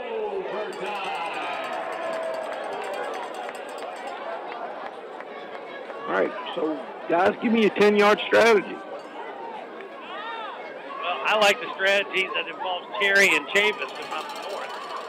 Okay. South would be Yates and yeah, right to Yates with Dabney in there, making them getting in the middle of it too. If you trust your field goal / extra point kicker, you could throw 3 fade routes to Yates and see what happens. That's good feedback, though. Gallivan, I guess, was elected captain. Henderson's not going to be any offense, it appears. It's going to be interesting to see what they come up with. I would bet a fair amount of money that none of these scenarios were brought up during practice. What do you think? Probably not. We don't need no stinking overtime. Got a little technique going right now. Yeah, look, some coaching going on. Yeah. With Nicholas Christian. Yeah. You're right. The the North coaching staff looks like they've had a blast. Yeah, they've been smiling. Got a lot of got some Glen Allen guys on there. I know the Sexton's on there, and Coach Chavis has got a couple of his Armstrong assistants on there. Coach Simons from Freeman. Yep. Yep, he's in the booth next to us. Yep. A couple of an ex-coach down there too. I'll let you sort that one out. There's an ex-coach down there? I think Ryan's down there. Turnage. Oh, that's because he's the director of the game. Well, somebody ought to direct him that he's not coaching. I do see him. Because he looked like he'd be coaching. He would know the high school rules, though. So Gallivan gets appointed for the North, and for the South, the appointee is James Plant from LC Bird. Who's not going to elect those 2 guys captains? You know what to pay if they don't. There's the flip. And the winner is the North. So the North will play defense first, I would imagine. I would imagine.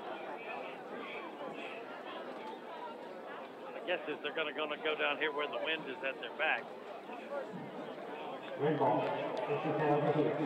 All right, they haven't picked. Look, Chavis is like, no, we're going that way. Yeah, the official's pointing the other way. Chavis didn't see it. Chavis is like, no, that way. I don't think he wants to go into the wind. Now they're asking, what are your options, I think. The North won the flip, so they chose to go on defense. So the South picks, right, which side do they want to go? Well, whatever side, both teams go from the same side. Right. And it's supposed to alternate. We'll see if that's what they do. They take it back and forth as possessions change. This is going to be one and done, in my opinion. I'll tell you what, if there's a touchdown and an extra point kick, touchdown and second one, don't guarantee. So Wright's the quarterback. Yates is right down here to the right. Yep, so Yates is in there, Wright's in there. Who's the running back? Three. Oh, yeah, that stands to reason. That's Corey Holland. And Michael Johnson, the other number 4, is in the slot. The other way. Wright, the keeper, tries to turn the corner, get down to about the 6. Jason Wright on the keeper. They ran it to the tight end wing side that time. Or to the wing side, actually. That H-back in there. For the first time in the game, the North coaching staff got the offensive linemen together. Gary down here on the bench. First time they had a strategy session. A strategy session. Okay, they only gave Wright 2 there, so it's 2nd and goal at the 8. We are in overtime of the Big River Rivalry. Wright, back to throw. What a Pass great is throw. complete. Oh, that's 87. That's 87. That's Brandon Phillips. Let me tell you something. Brandon Phillips, he should have gotten a little bit more airtime today. Because I don't remember. Of course, they're using that. He didn't catch the pass till in the second. He caught 2 passes. They're using that tight end a little bit more. They were splitting it out in the first half. So 3rd and goal at the 4. This is the first possession of overtime. North will get its crack after this. Did we do an overtime game this year, Coach? We did not. Back to throw, Wright. Throwing to the far side. Who we got? Yep. Is that Touchdown? touchdown? Yep. Doesn't help the tiebreaker. Oh, yeah, it does. Yeah. Oh, yeah, it does. I think stay tuned. Yates could have pulled his jersey out and caught it in the overlap of his jersey. That's how good that throw was. See, it's so funny because you say, both of y'all are saying it settled it, and you're saying it's right, and you're saying it's Yates. Yes. That's what's funny about that. I guess. Well, actually, we get to pick. Well, that's true. Wait a minute. Listen, and by the way, we've never had a lopsided vote. You actually could be tiebreaker. But Gary and I haven't discussed that. Extra point is up. I send the text, so I can just stop. There we go. We will see. It'll just be a matter of when we will see. Oh, we will see. We will see. We will see that we will see. I will say this. I predict that if the North scores, they'll go 2. What do you think? The swashbuckling guys they got down there on the sideline, I wouldn't be surprised. James Madison 2 win last week. 18-yard line? 17. The high school James Madison. Yeah, the high school James. Yeah, after a personal foul. After a celebration penalty. Yeah. I would have thought, find it at the 2-yard line. Maybe their kicker. Maybe he just wanted to end it right there. Orlando would have had to go. Yeah, you did. First and goal now for the North. Oh, Butter, and he's in for the touchdown. The old outside zone, little pin and pull, actually. They're saying one. They're saying one. They're saying one. Yep. Yeah, they're saying one.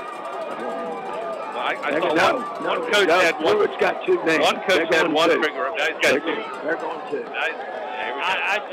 It's an all-star game. There's no reason to play it second. Yeah. I agree. Well, I think Coach Brewer did he have one up at first? Yeah. Oh, yeah. Somebody down there had one.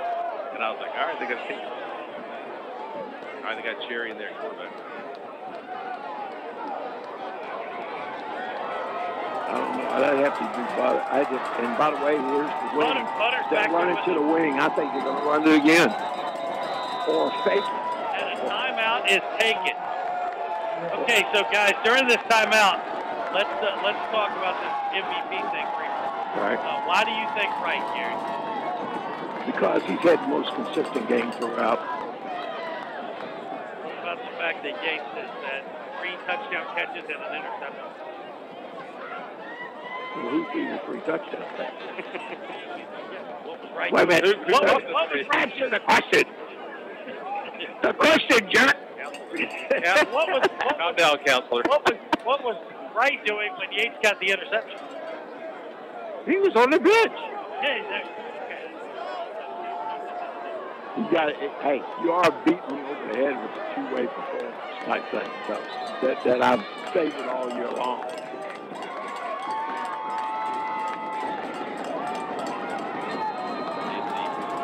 North can punch it in here and walk away with the win. They're gonna run Jerry off the fake Here's here, the two-point conversion attempt. and they are. Jerry, they're faking. He's going to try to get in there. And he stopped. They stop him at the 1, and the South wins it. 20-19.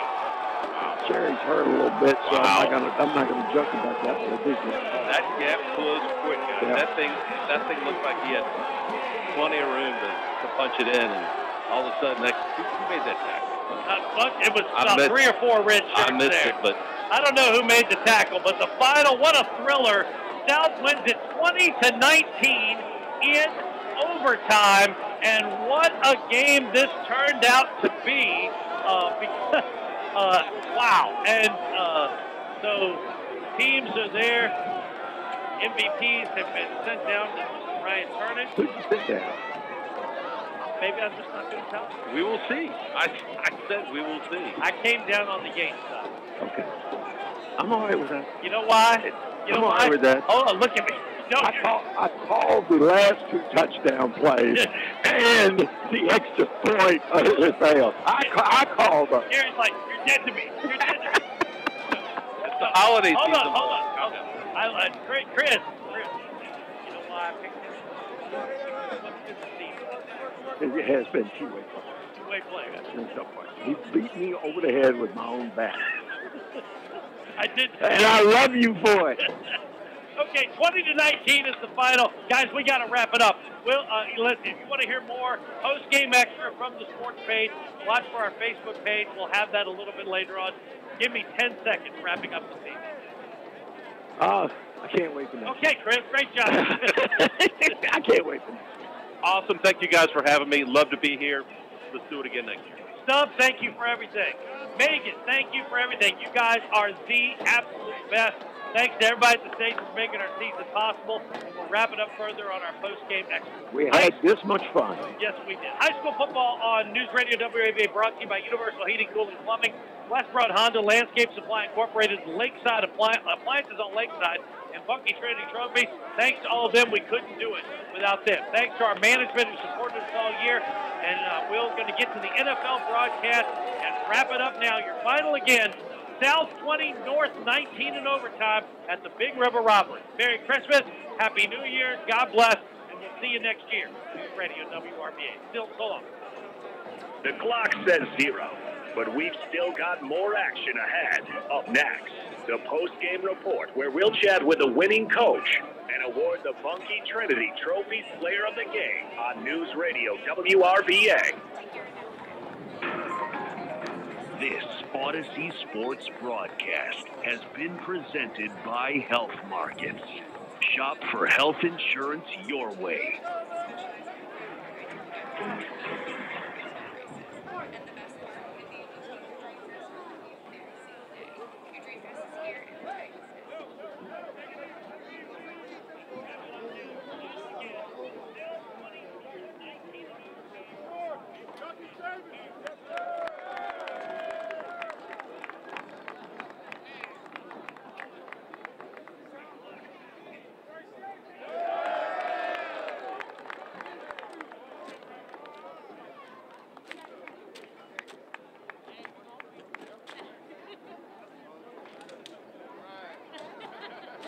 Congratulations to the most valuable players from each team. Representing the North Star Stars, number 3 from Armstrong to Tabyus. And for the South Stars All-Stars, representing Wetumpka High School, number 4, Bryce Yates.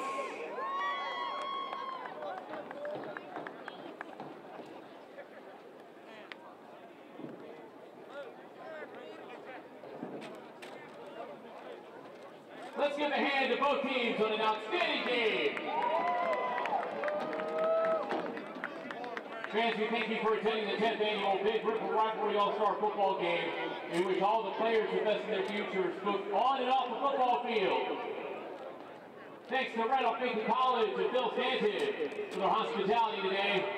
Again, special thanks to everyone who donated to the Big River Rivalry, Loyalty Automotive, P&T Scholarship Foundation, Patriot First, CNF Bank of West Point, Haley Buick, Bearded Cleaners, BIS AA, First Team Sports, Pelican Joe's, 910 The Fan, and George L. Home.